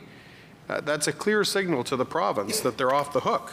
So why would we send that signal? And as Councillor Kadri clearly articulated, this could be the thin edge of the wedge on many, many other health issues where we let the province off the hook for funding. You know, while I'm not a fan of gambling, the discussion at the Board of Health was quite interesting and became very clear that the real expansion in gambling was taking place online, not on the ground, and the largest share of it was grey market. And trying to cap or constrain today what happens at this site is in many respects a small part of the puzzle. Seeing the gambling or not seeing the gambling is not a measure of whether the gambling is taking place. That measurement is one that we're going to have to rely on OPH for, using evidence, and one that the Board of Health, we heard at the Board of Health that the OLG is committed to helping inform our health unit with data that they collect. So in sum, you know, as a Board of Health member, there are a lot of things that I believe our community would be better off if nobody partook of. That includes smoking, it includes drinking, it includes gambling, it includes substance misuse. But OPH has brought forward, I believe, a responsible strategy to say, recognizing that people are going to engage in some of these behaviors, we're going to work to try and constrain the harm, promote education, and I believe that's a sound recommendation and a sound path forward. I think to some extent that while not being dismissive of the important debate around the amount of gaming that would take place at this facility, I think it is in many respects a bit of a lost leader if we want to have a further conversation about gambling and the progress we're making on problem gambling in our community. I'd suggest that we continue to engage the health unit over the years to come and work with them to try to ensure that while this does take place in our community, it's negatively affecting as few people as possible. Thank you, Mr. Mayor. Thank you. Thank you, Councillor. Councillor Brockington, please. Thank you, Your Worship, and good morning, colleagues. Just a few comments. First, the matter before us, just on the planning rationale. This is a planning decision that we're trying to have a conversation on today, and I thought I'd start off on the planning point. I do believe this is an appropriate planning use for the site and for what's being proposed. When you look at, further defining a casino, adding a hotel, 55 gaming tables, not mentioned in part one, but also the entertainment venue, a theater. I think if you're going to expand the options with a sort of a high quality provider, and this is sort of the bundled package that they would like to offer here within the city, that this is something I can support. Certainly with expanded casino options, a greater sustainability for horse racing industry, better entertainment value, a venue and value, the hotel, and for people who wish to gamble and who are leaving our province now, they're going across the river. They might even be going to Vegas or Atlantic City. If you offer a high quality product, we can keep money in our own province and in our own city. So there is some benefit to that. And I certainly recognize that there are problem gamblers, and there is a plan to address that. But gambling is not the only area where people have problems. We have LCBOs that open up in this city, and we don't have a debate on the floor size of an LCBO or how many bottles can they sell and capping the number of options that they can provide their customers. So we have problem drinkers, gamblers, and other components in the city, and I think it's a fair conversation to have about gambling and how health and the province have responsibilities to address that. But again, on the planning arguments, I'm fairly supportive of this today. Gambling's been around since fire. Gambling will always be part of our society, and whether there's a casino or not, public health will always have a responsibility to address some of the concerns that exist. Mr. Mayor, through you to staff, I have some questions about the actual motion that's before us. Part 3 talks about basically a partnership between all parties, particularly looking at some transportation options, private driveway from Bank, front-ending a portion of Earl Armstrong to Bank Street, working with the developers with respect to Leitrim. Can I just have some more information how, these are some pretty significant options that are being considered to improve traffic flow. How exactly are these conversations going to evolve? Where do the results of those conversations get reported out of? And what are the types of timelines that we're looking with? Mr. Mayor, a lot of these issues outlined in item number 3 relate to matters of site design that would be addressed through the site plan control process, which will be a subsequent step once the zoning's in place. We would be entering into a site plan agreement with the applicant regardless for the application, and many of these matters could be addressed in that as well. And we would be in a position at that point to provide further information on how these matters were resolved. There also are matters related to front-ending agreements, which I believe would come back before Planning Committee as well. Site plans usually roll or evolve fairly quickly after zoning's been approved, but again, this is development that will be more than one phase. I noticed that the next part of the motion talks about another study for Albion starting next year. That could be a year long. So is that all congruent within one another? We're not, or what are the timelines, what are the expected timelines for the site plan? Mr. Mayor, I can answer. Mr. Smith might be able to give you more precise information, but this is going to be very much over the next couple of months into the next year to address many of these matters. The area transportation study can initiate on its own. It's not tied quite the same to the other matters, but the other matters will be addressed as we evolve through the site plan process. And Albion Road, certainly no stranger to this council, a road that's been studied, and some colorful conversations between council colleagues past and present in this exact area. What are we expecting this study to study that hasn't already been studied? What is the expected outcome?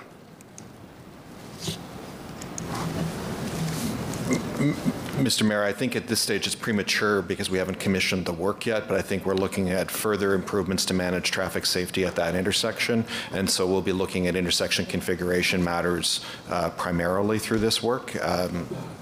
I think at this stage that's the extent of how But am I reading the subsequent parts of this motion correct, that we're going to allocate $150,000 for this study? That we're talking about the study, not modifications to the intersection. So what is the objective of the study? Are we concerned that there's going to be an overflow of traffic on Albion and we want the study to talk about options to help mitigate that? Or is there some other issue that I'm not aware of? Mr. Mayor, in the previous term of council, council had directed that there be an area traffic management plan for this area. With the expiry of the term of council and the project not being completed, the money lapsed. So what this motion does is reinstates the money that had been previously decided by council to examine the broader traffic issues at this intersection, which are not directly related to this application, but of interest in consideration of this application. And the additional money really reflects the fact that the costs of these studies have gone up in the last 5-6 years. So we do need additional funds in order to complete it. Will that study look at any other street other than Albion Road, or is it just specific to Albion? Mr. Mayor, that's correct. We look at generally in the area of all the streets coming into the immediate study area. Good. Thanks very much. Great, thank you. Thank you for talking about the zoning application. I appreciate that. Our next speaker is Councillor El Shantiri, please. Thank you, Mr. Mayor. And I don't have a question per se. I just have a comment, Mr. Mayor. I find it ironically, some of my colleagues, they love to enter their motion and try to debate them for as long as they can, and then when time to vote for, they vote against the item itself. So I have asked Mr. O'Connor in a new government model, Mr. Mayor, maybe we need to look at some of these practice and see if there's a better way to do this than the current system. And for some of those people who are listening to us, I hear time and time again, I don't gamble, I don't go there, well, I go to the casino, I support them, I support the horse race in my community because a lot of those people from my community, I love their food, I love their hospitality, and I think everyone should try that experience. And let's stop being a nanny state, please. Thank you, Mr. Mayor. Thank you. Councillor Moffat. Thank you. I just first want to just start by thanking everyone around this table. Previous term, this term, we've come a long way on this. The reality is we sat here almost 6 years ago at this table and listened to the OLG sell us what was at the time a bill of goods on what this plan was, what this meant for the city. There was a lot of concern. I found myself on the wrong end of a vote at City Council at that time, and I was pleased to be able to, following that, work with those around this table, work with the city, work with the OLG. The OLG has evolved over the last 6 years as new leadership. The previous leadership is, for some reason, running for provincial parliament. But anyways, I won't go there. I think the point here is that the OLG has seen the importance of these rural facilities across Ontario. Putting Cal Brooker in place, a senior vice president in charge of horse racing. They actually see the value of these facilities in rural Ontario. And the council's decision in 2013 to recognize the Rideau Carleton Raceway as the preferred site, I think was clearly the right decision to move forward. And now seeing Hard Rock be a partner with Rideau Carleton Raceway is a positive step for the city. I think looking at certain things, we're talking about caps. The OLG set out caps in their gaming zones through their modernization plan back in 2012. Through their request for pre-qualifications. That report specifically spoke to up to 2,000 slots, up to 600 gaming positions. We aren't looking at zoning for 600 gaming positions. We're looking at zoning for 55 tables because that's the application before us. It's a planning application that seeks 55 tables. If we're gonna consider looking at zoning to align ourselves with provincial requirements from the OLG, then we should look across the board. It should be 2,600. That way the applicant doesn't have to come forward. If they want to increase from 55 tables to 65 tables, they don't have to come forward because we've already adopted the provincial requirements. I don't think we should do that. I think we should leave it up to the OLG sets those limits. We did, in 2011, we started the process by zoning for tables. in hindsight, I don't think that was really the right choice. I think we should leave the minimum, any requirements to the OLG. But we didn't do that on tables.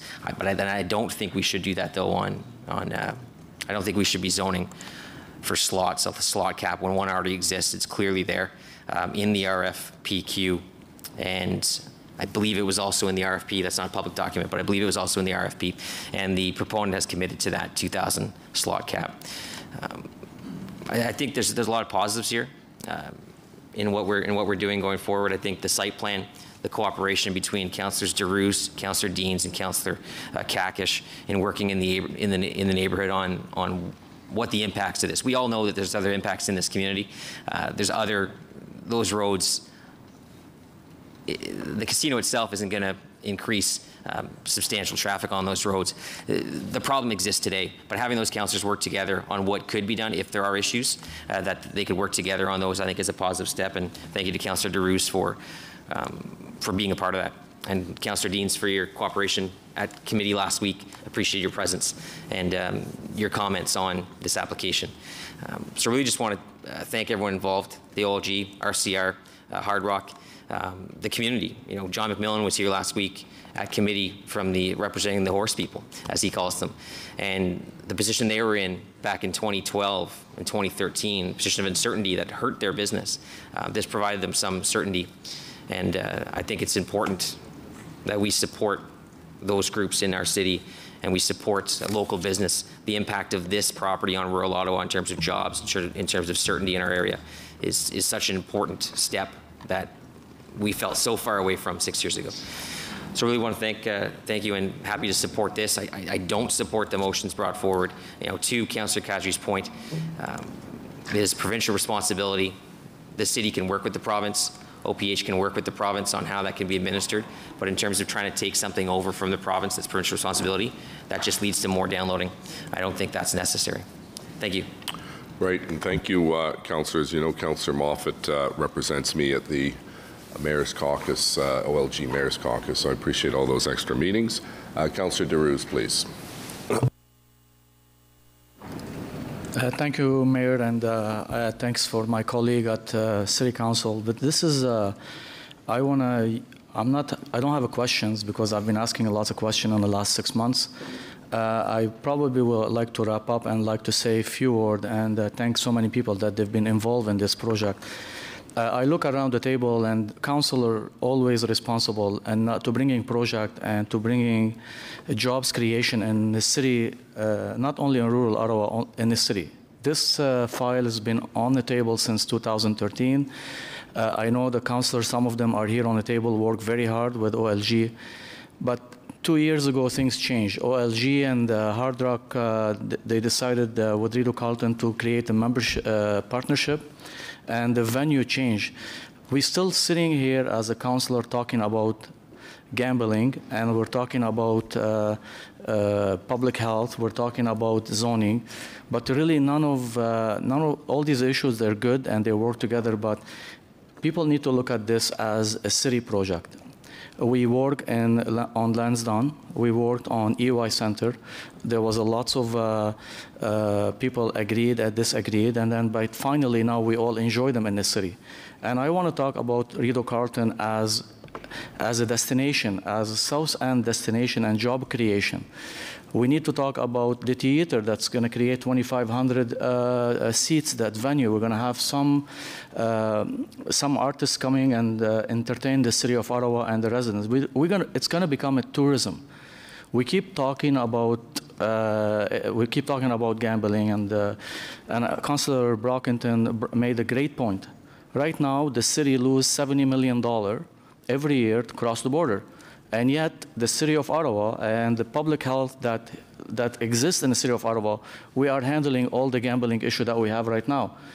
Gambling is in people's bedroom, people's basement, on your devices, in the gas station, everywhere you turn around.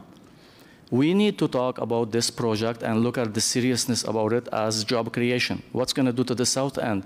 What's going to do to the resident in rural Ottawa? What's going to do to horse racing? I want to thank you, Mr. Mayor, for your leadership and allowing the conversation going and and understanding this is as a job creation. Economy for not only the Osgood ward, it's for the city, because it's going to have 2,000 jobs. Look at around the stables, and most of the people that in your ward that going to be working in this casino, not only people from Osgood ward. So we had an issue, and we had some. We're going to talk about a little bit the traffic issue and some challenging having with us, but. Around this table, Councillor Kakish, myself, and Councillor Deans, we've been talking about what's the impact in the community, but also my community, Osgood Ward, and the Greeley Community Association, Osgood Ward Business Association, the Findlay Creek, Riverside South, all of them came in support of this. And they understand that, yes, we do have a challenge and we're going to have some traffic issue, but we will deal with this. Staff, Mr. Schmidt and Mr. Steve Willis, they work very hard with Councillor Harder and Councillor Moffat on addressing all of the issue. So to me, today is a historical win for not only for Osgood Ward, but the city of Ottawa, because this is a project that it's going to bring job, it's going to bring economy, it's going to bring a venue, and it's going to be a destination in the South, rural South. So I encourage you to support this good vanity and welcome the great partnership that we're going to have with Rideau Carleton and Hard Rock, because Rideau Carleton, they've been contributing to our community since 1962. The Warren family, and I see Andrew Wright, one of the grandson of the son-in-law of Mr. Warren sitting in the room here, they've been contributing to every event. They've been a great community leader in our area, and they've been supporting everyone. So today we're here to support them and to welcome this partnership and to welcome them in Osgood Ward and the city of Ottawa. And I like to roll for them the red carpet instead of putting sticks in the wheel. So I want to thank you all for helping us and supporting us in this. And I will not be supporting the Councillor Nussbaum and Councillor McKinney's motion, because public health, the Chair Kadri and our new public health doctor, that they already addressed this issue, and I think we know that I want to thank them for the collaboration and working with us, and I want to thank all my colleagues that they work very hard on that, and especially Councillor Jan Harder for her leadership. And your mayor, without your leadership, we won't be here today. Thank you very much on behalf of my resident. Thank you. Does anyone else wish to speak to this item? No. I'll offer a couple of comments. First of all, on the three motions. Motion one by Councillors Harder and Moffat. I echo Councillor Daruz's comments. Thank you for the good work that you have done on this planning issue, and I'm going to support that first motion. Second motion by Councillor Nussbaum and McKinney. I'd urge councillors not to support this. We just received from the Health Department a recommendation that increased funding come from the province of Ontario. The ink isn't even dry on that document, and then we're undermining our own position by saying, well, don't worry, we'll fund it from our own resources. And Councillor Kadri hit the nail on the head. This is a classic example. If we go down this path of provincial downloading, gambling and OLG is 100% responsibility of the province of Ontario. The province has 100% responsibility of the problem gambling strategy and funding. And I'm somewhat familiar with this because I used to be the minister in charge of that funding.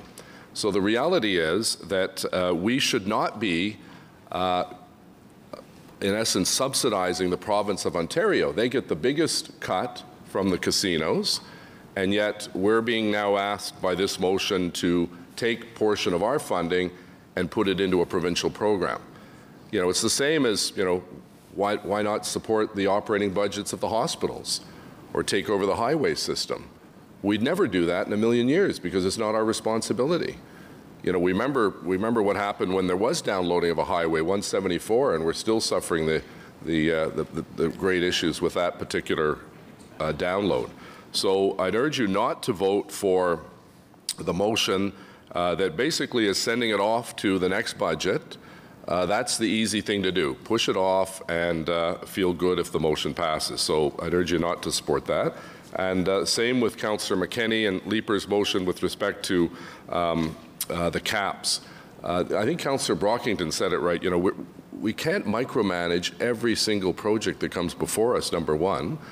Secondly, at the end of the day, we don't have that responsibility. We can bring forward all the motions we want, and a number of motions I think were really intended to try to kill the project, you know, hours of operation, an ATM machine, this, that, and the other thing. If you don't want a casino, don't kill it a death of 1,000 cuts, just vote against it. But I think the overwhelming evidence is that this is going to be a significant job creator in rural South Ottawa. We have taken, as a result of representations from members of the public and members of council, consideration into dealing with traffic issues that are going to be a challenge if the site is successful.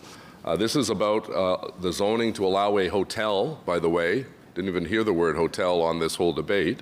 It's going to create 3,000 construction jobs and almost 900 permanent ones in rural South Ottawa, up from the current 400 jobs. And we know the impact that the slots program that was brought in originally, quite frankly, to help stabilize the horse racing industry. And we all know that we have a large agricultural community in the city of Ottawa. 82% of our land mass is agriculture, rural, and forest. And so I would hope that members of council recognize that we have gambling all around us. We've got, you go to the Senators game, there's a 50-50 draw. You go to the Catholic Church on Wellington Street, there's a sign up there for bingos every once a week. We've got internet gambling. You can argue whether you like gambling or not, but the reality is that the gaming and gambling is before us. And so I would urge members of council to support the Harder-Moffat motion, to reject the Nussbaum-McKenney and the McKenney-Leaper motion, and to vote for the report as amended. So we'll take these in order that we receive them. The first is Harder-Moffat's motion. Carried. Second is Nussbaum-McKenney. Yeas and nays, please. Councillor Harder? Councillor Kakish? No. Councillor Brockington? No. Councillor Caudry? No. Conseil Fleury? Oui.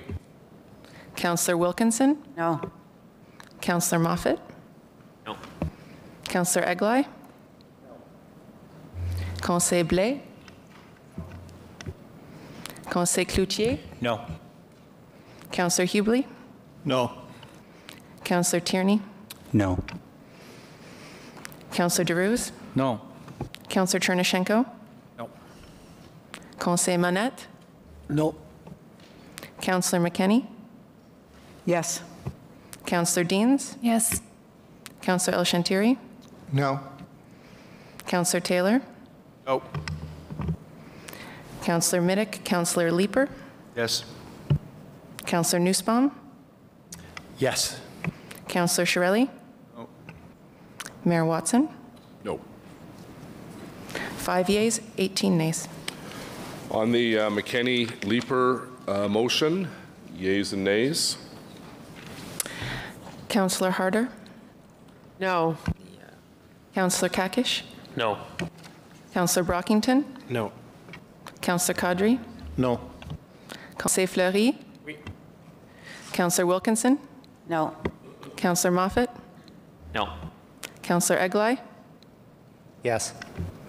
Conseil Blais? Conseil Cloutier? No. Councillor Hubley? No. Councillor Tierney? No. Councillor DeRose? No. Councillor Chernyshenko? Yes. Conseil Monette? No. Councillor McKenney? Yes.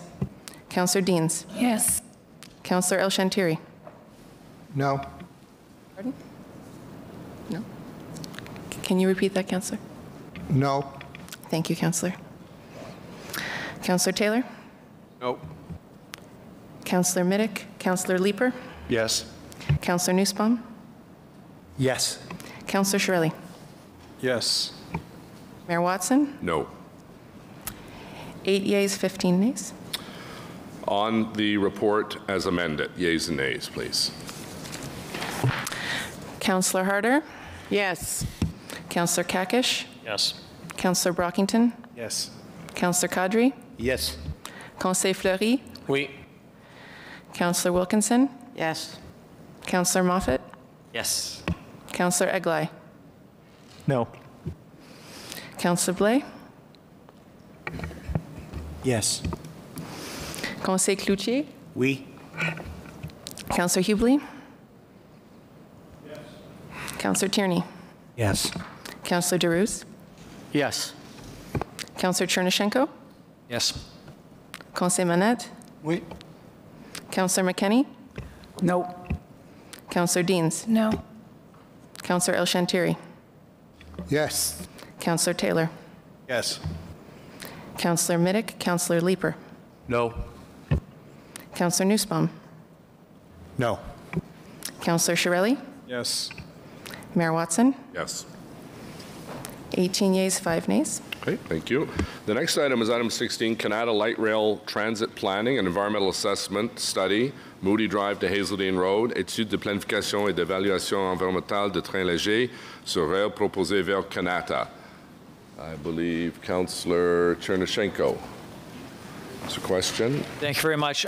Since participating in the debate and at Transportation Committee and voting in favor of this EA and the report, it came to my attention and many others through some media reports and some individual constituents writing that there are wetland issues affected by this recommended route. That did not come up at the meeting. I would certainly have asked questions there if I had been aware. I would like a better understanding of what wetlands are going to be affected by this recommended route and the approach that's currently being considered for dealing with both environmental impact and also cost and infrastructure impact of being in wetland. Yes, Mr. Mayor, I saw those reports and I can tell Council that they're not accurate. We are not proposing to build through the wetlands. I'll ask Ms. Chi, she's here somewhere, to give you a quick overview of the specifics, but I can assure you that we are not, and nor would we obviously build through wetlands. Ms. Chi, if you could just elaborate a little bit on these specifics.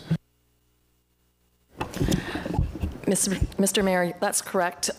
It's the Feed Mill Creek watershed that's in the area around Compost Station, and our station, our facility, is not in the floodplain at all. We would never build in the floodplain.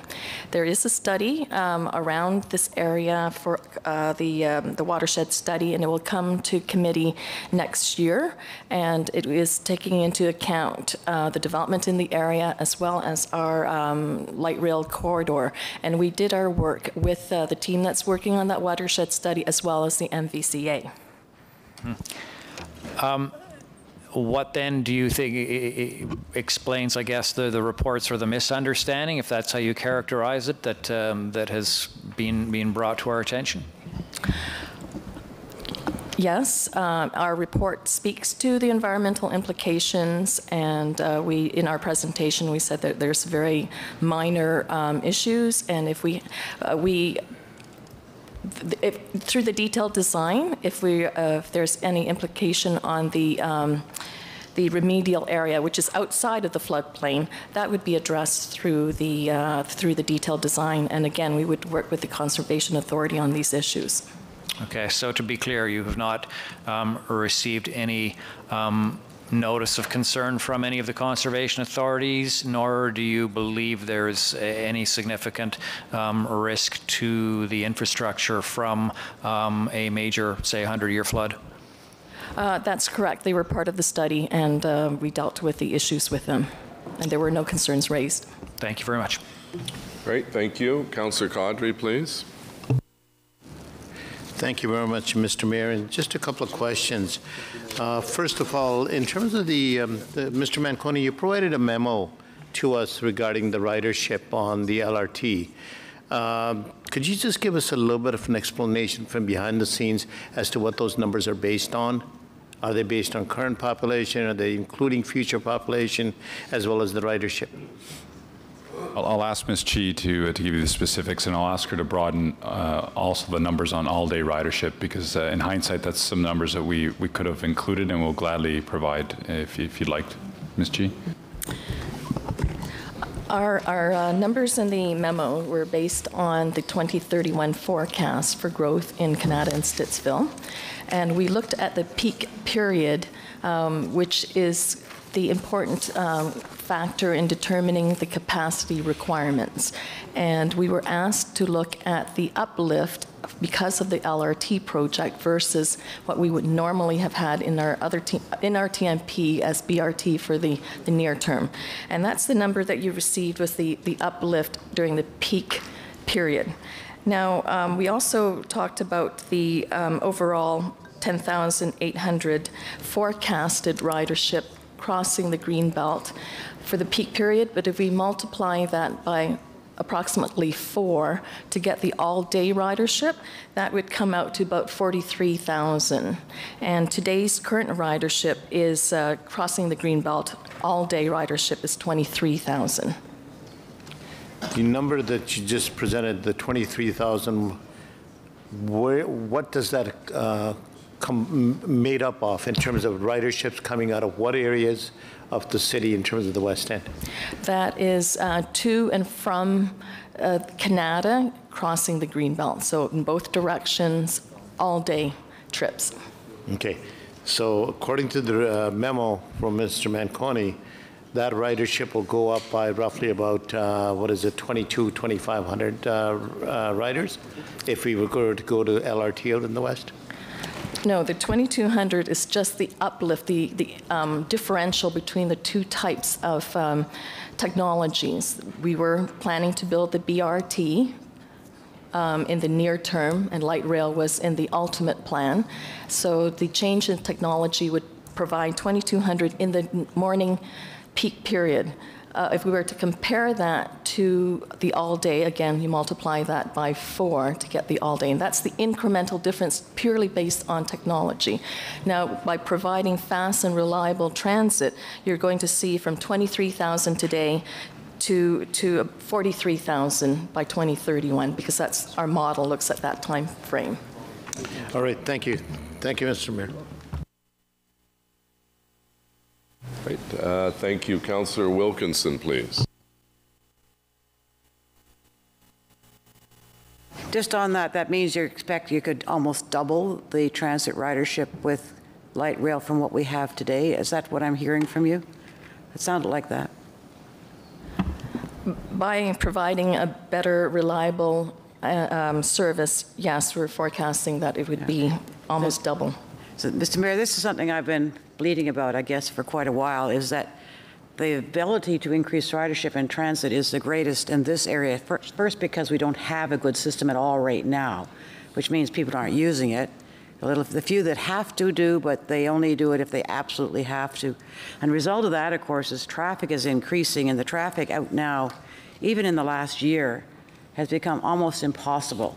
Talking to some of the businesses, the traffic is actually in the morning rush hour to Canada is actually backing up on the Queensway now at Marsh Road because they can't get through to get there. Carling Avenue is solid almost way back to Moody, and Terry Fox is now, we drove it by it the other day, at 9:15 in the morning when you think most rush hour is over, it went back about 3 kilometers.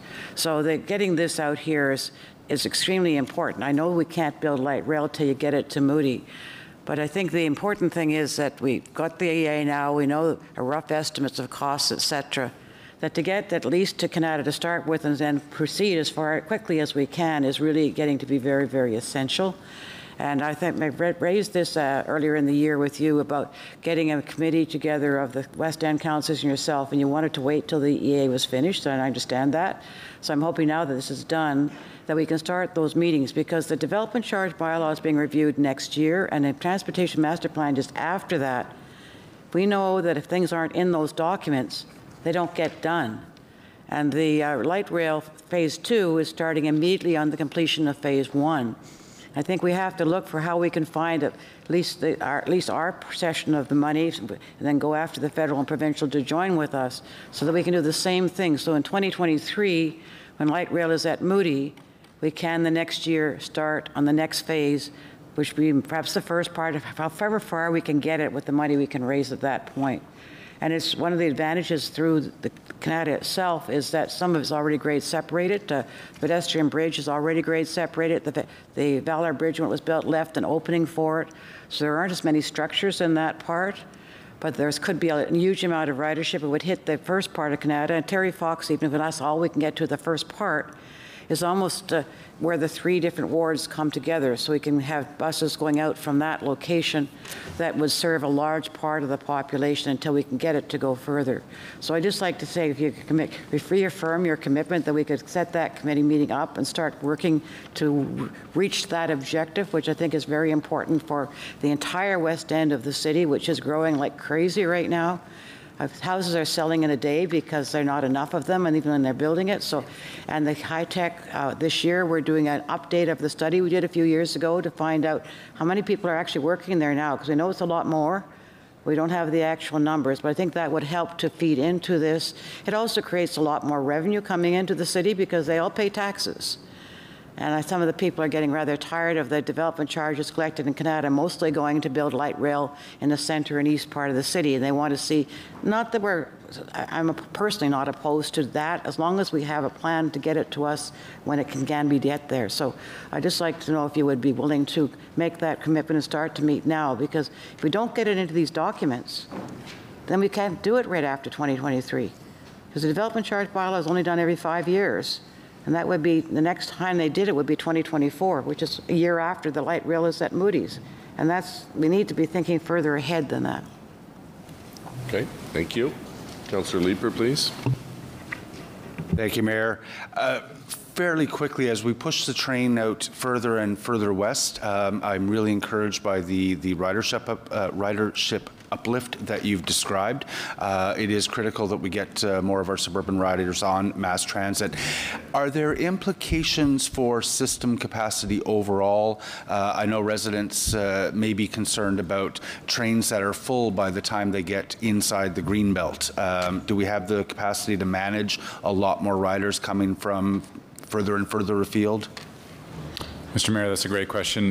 We're fine in that regard on a couple of fronts. There are planning horizons 30 years for the LRT. You also bought those trains that are expandable for capacity. They can be lengthened. You're also designing the system so you can reduce the headway. We can go down to 90-second headway. We're also buying some more trains through the PTIF program. So staff, both Ms. Chi in the long-term planning and my operational staff, always look to the long view and to ensure that we've got whatever we build, we're going to have the capacity. You're also building a light storage maintenance facility at the top of Corkstown Road there, which is critical to getting trains deployed in a timely fashion. So it's all part of the customer experience throughout the system. At which stations do we have the capacity to start runs? We can start a run from Lincoln Field, start a run from Tunney's Pasture. So trains are deployed from Belfast and they'll be deployed from that maintenance facility, but they split at Lincoln Fields with stage 2. So and then we can do other things with turns on trains in terms of peak loads and off-peak loads. Okay. No, thank you very much. Appreciate it. Thanks, Chair. Thanks, Councillor Leeper. Councillor Hubley, please. Thank you, Mr. Mayor. I'd like to take this opportunity to thank our Member of Parliament for the Canada area and as well as your office for actually helping us to get the funding needed to complete this environmental assessment so that we could receive this report today. I think it's important to note that we're more than a decade ahead of schedule for getting that work started. It's the first step in the process of bringing LRT to Canada, and an important one because now we know the price. I want to thank Angela Taylor and her staff that were involved in producing this report. And I want to say that I'm also very pleased that upon a more detailed look, staff have significantly reduced the price tag for this project. And it's now something that's very possible that we could achieve this money to complete the track all the way out there. By doing so, we will now have the ability to advance the vision of a fully connected city for LRT. leaving the fastest growing area and the number 2 employment hub out of the LRT plans for another decade doesn't make sense to me and many residents. Hopefully, we can now leverage this excellent report into an ask of the federal and provincial partners to get us to the top of the hill. I also want to thank staff for acknowledging the importance of new and emerging technology in this report, and I should add, homegrown technology. I hope as the next step in this process, we also explore with potential partners the use of driver-assisted buses to significantly improve the service, not just in Canada, but Stittsville, Barrhaven, and elsewhere. Thank you very much, Mr. Mayor. After your comments, Councillor, we had a weather update. Hell is frozen over, so Alan thanked a Liberal. I've got that on the record. Thank you. Councillor Harder, please. Thank you, Mr. Mayor, and congratulations to all my West End colleagues. It's great news to have this before us. I think it's unexpected that we would have it this soon, so I'm very glad to see that, because we are going to see the tremendous uplift and uptake of transportation in a different mode in our city very, very soon, and it's very exciting. That being said, we do have the areas, Barrhaven being number 1 and the Canada-Stittsville is number 2 as the major growth areas. And we have not been focused on LRT from a development charge perspective. So I echo Councillor Wilkinson's comments that I think we need to be nimble on that and find a way, because the tremendous amount of growth that we have is certainly happening in the South and the West End.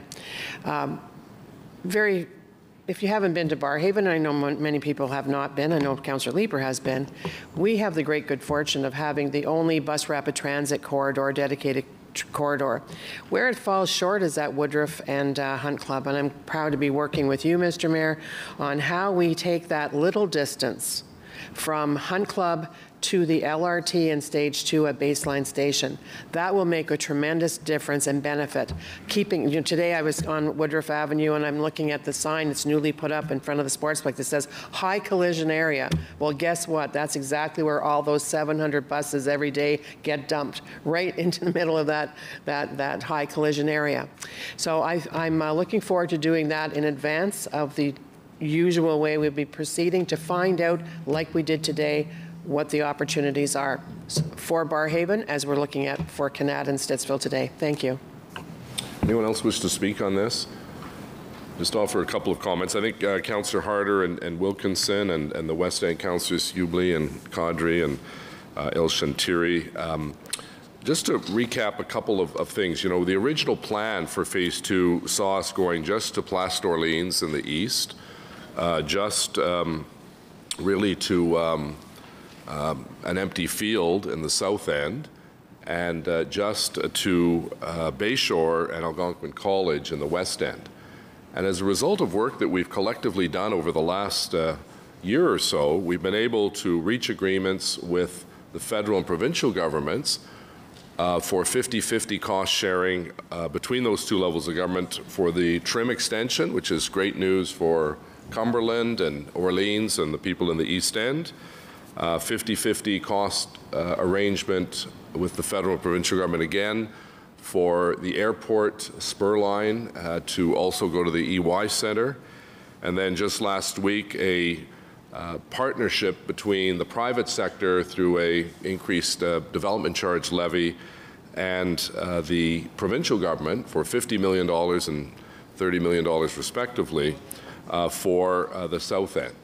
But Councillor Harder is quite correct. We still need to finish that one piece of the puzzle, which we see every day. I live in that neck of the woods out by Woodruff, and you see the challenges that the buses have coming in, getting back, you know, getting off the transitway onto Woodruff and then turning into Algonquin College. And, you know, many of us were at, Councillor Shirelli and Councillor Harder and I were at the wonderful new addition, the DARE building. And I think it was that the president told us there are 24,000 full-time and 30-some thousand part-time students at Algonquin. And thanks to the foresight of previous councils, including members who were here from a few terms ago, and then Mayor Shirelli, they built the tunnel under the ACE building, the Skilled Trades building, in anticipation of the train coming there, and then eventually the train going south into Barrhaven and connecting up with that fast-growing part of the city. So when we announced the trim in the airport, looking for 50-50, there were some skeptics who said, you'll never get it done, you'll have to put some city money in. And we worked hard, we rolled up our sleeves, and we actually got that done. Then we did the same with Riverside South. And obviously, we are going to need the provincial and federal government support to go farther west into Canada, which I think everyone around this table recognizes we have to do because of the fast-growing tech sector that is on a real boom right now. And I've been out to Canada many times at rush hour. It's a real challenge to get into the tech park. So that will obviously be one of the questions that I ask of the provincial candidates, because we have to get them on record as supporting these projects, and we'll do the same with the federal, and we will continuously work to lobby the other levels of government to ensure that we have the kind of support that we often see in the GTA, where it's 100% province or 50-50 province fed and no money from the host municipality. So there are lots of options, but I think as more people see the train, and I saw it again today at Ottawa U, the more excitement there is and the more demand there'll be at the provincial and federal levels to come on board with their continued support. So thank you to all who have put forward this motion. I know Councillor McKenney, I believe, has a direction to staff. If you would like to introduce that now, and seems to be a reasonable suggestion. Councillor, the floor is yours. Yes, thank you, Mr. Mayor. Just, within our official plan, guidance is provided to facilitate opportunities to increase our supply of affordable housing.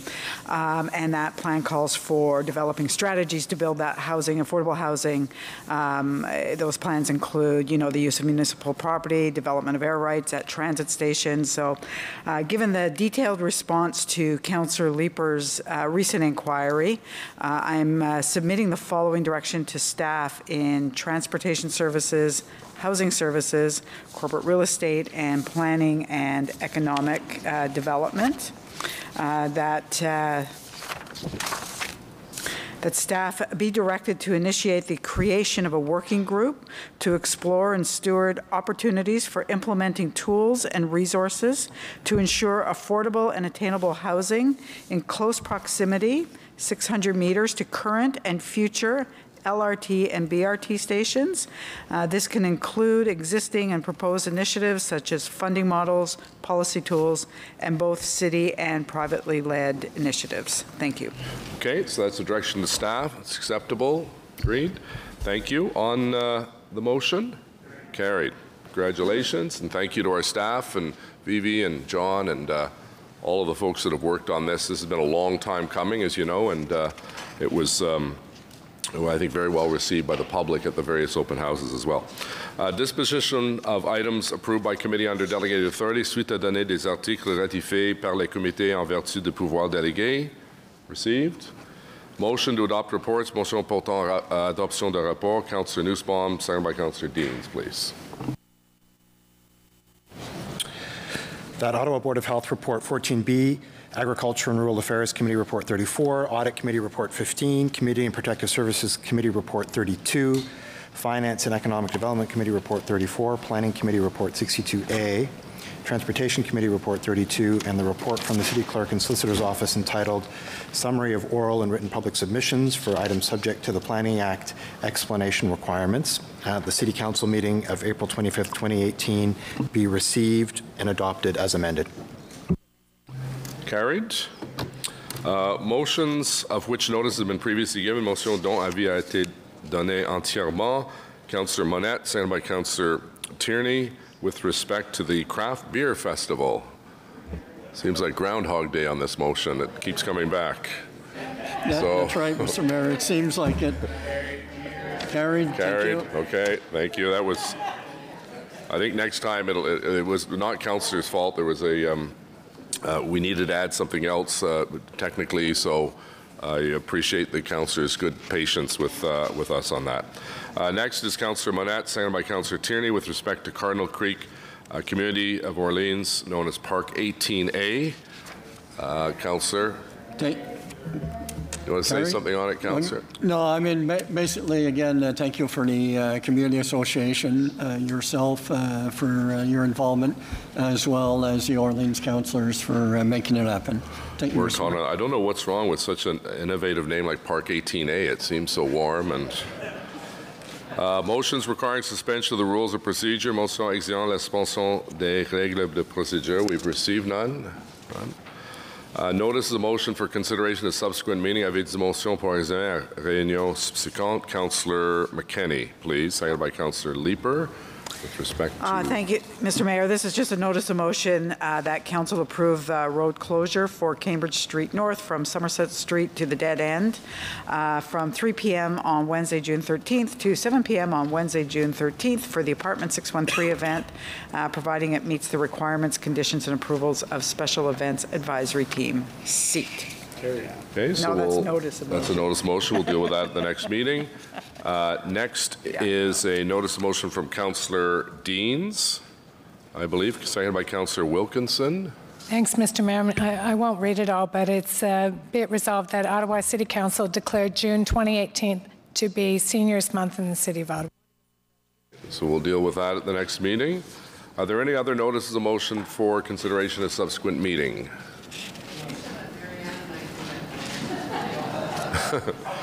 Motion to introduce bylaws. Motion portant présentation de règlement. Conseiller Nussbaum, please. That the bylaws, with the exception of the bylaw listed as BB, listed on the agenda under motion to introduce bylaws, 3 readings be read and passed. Carried.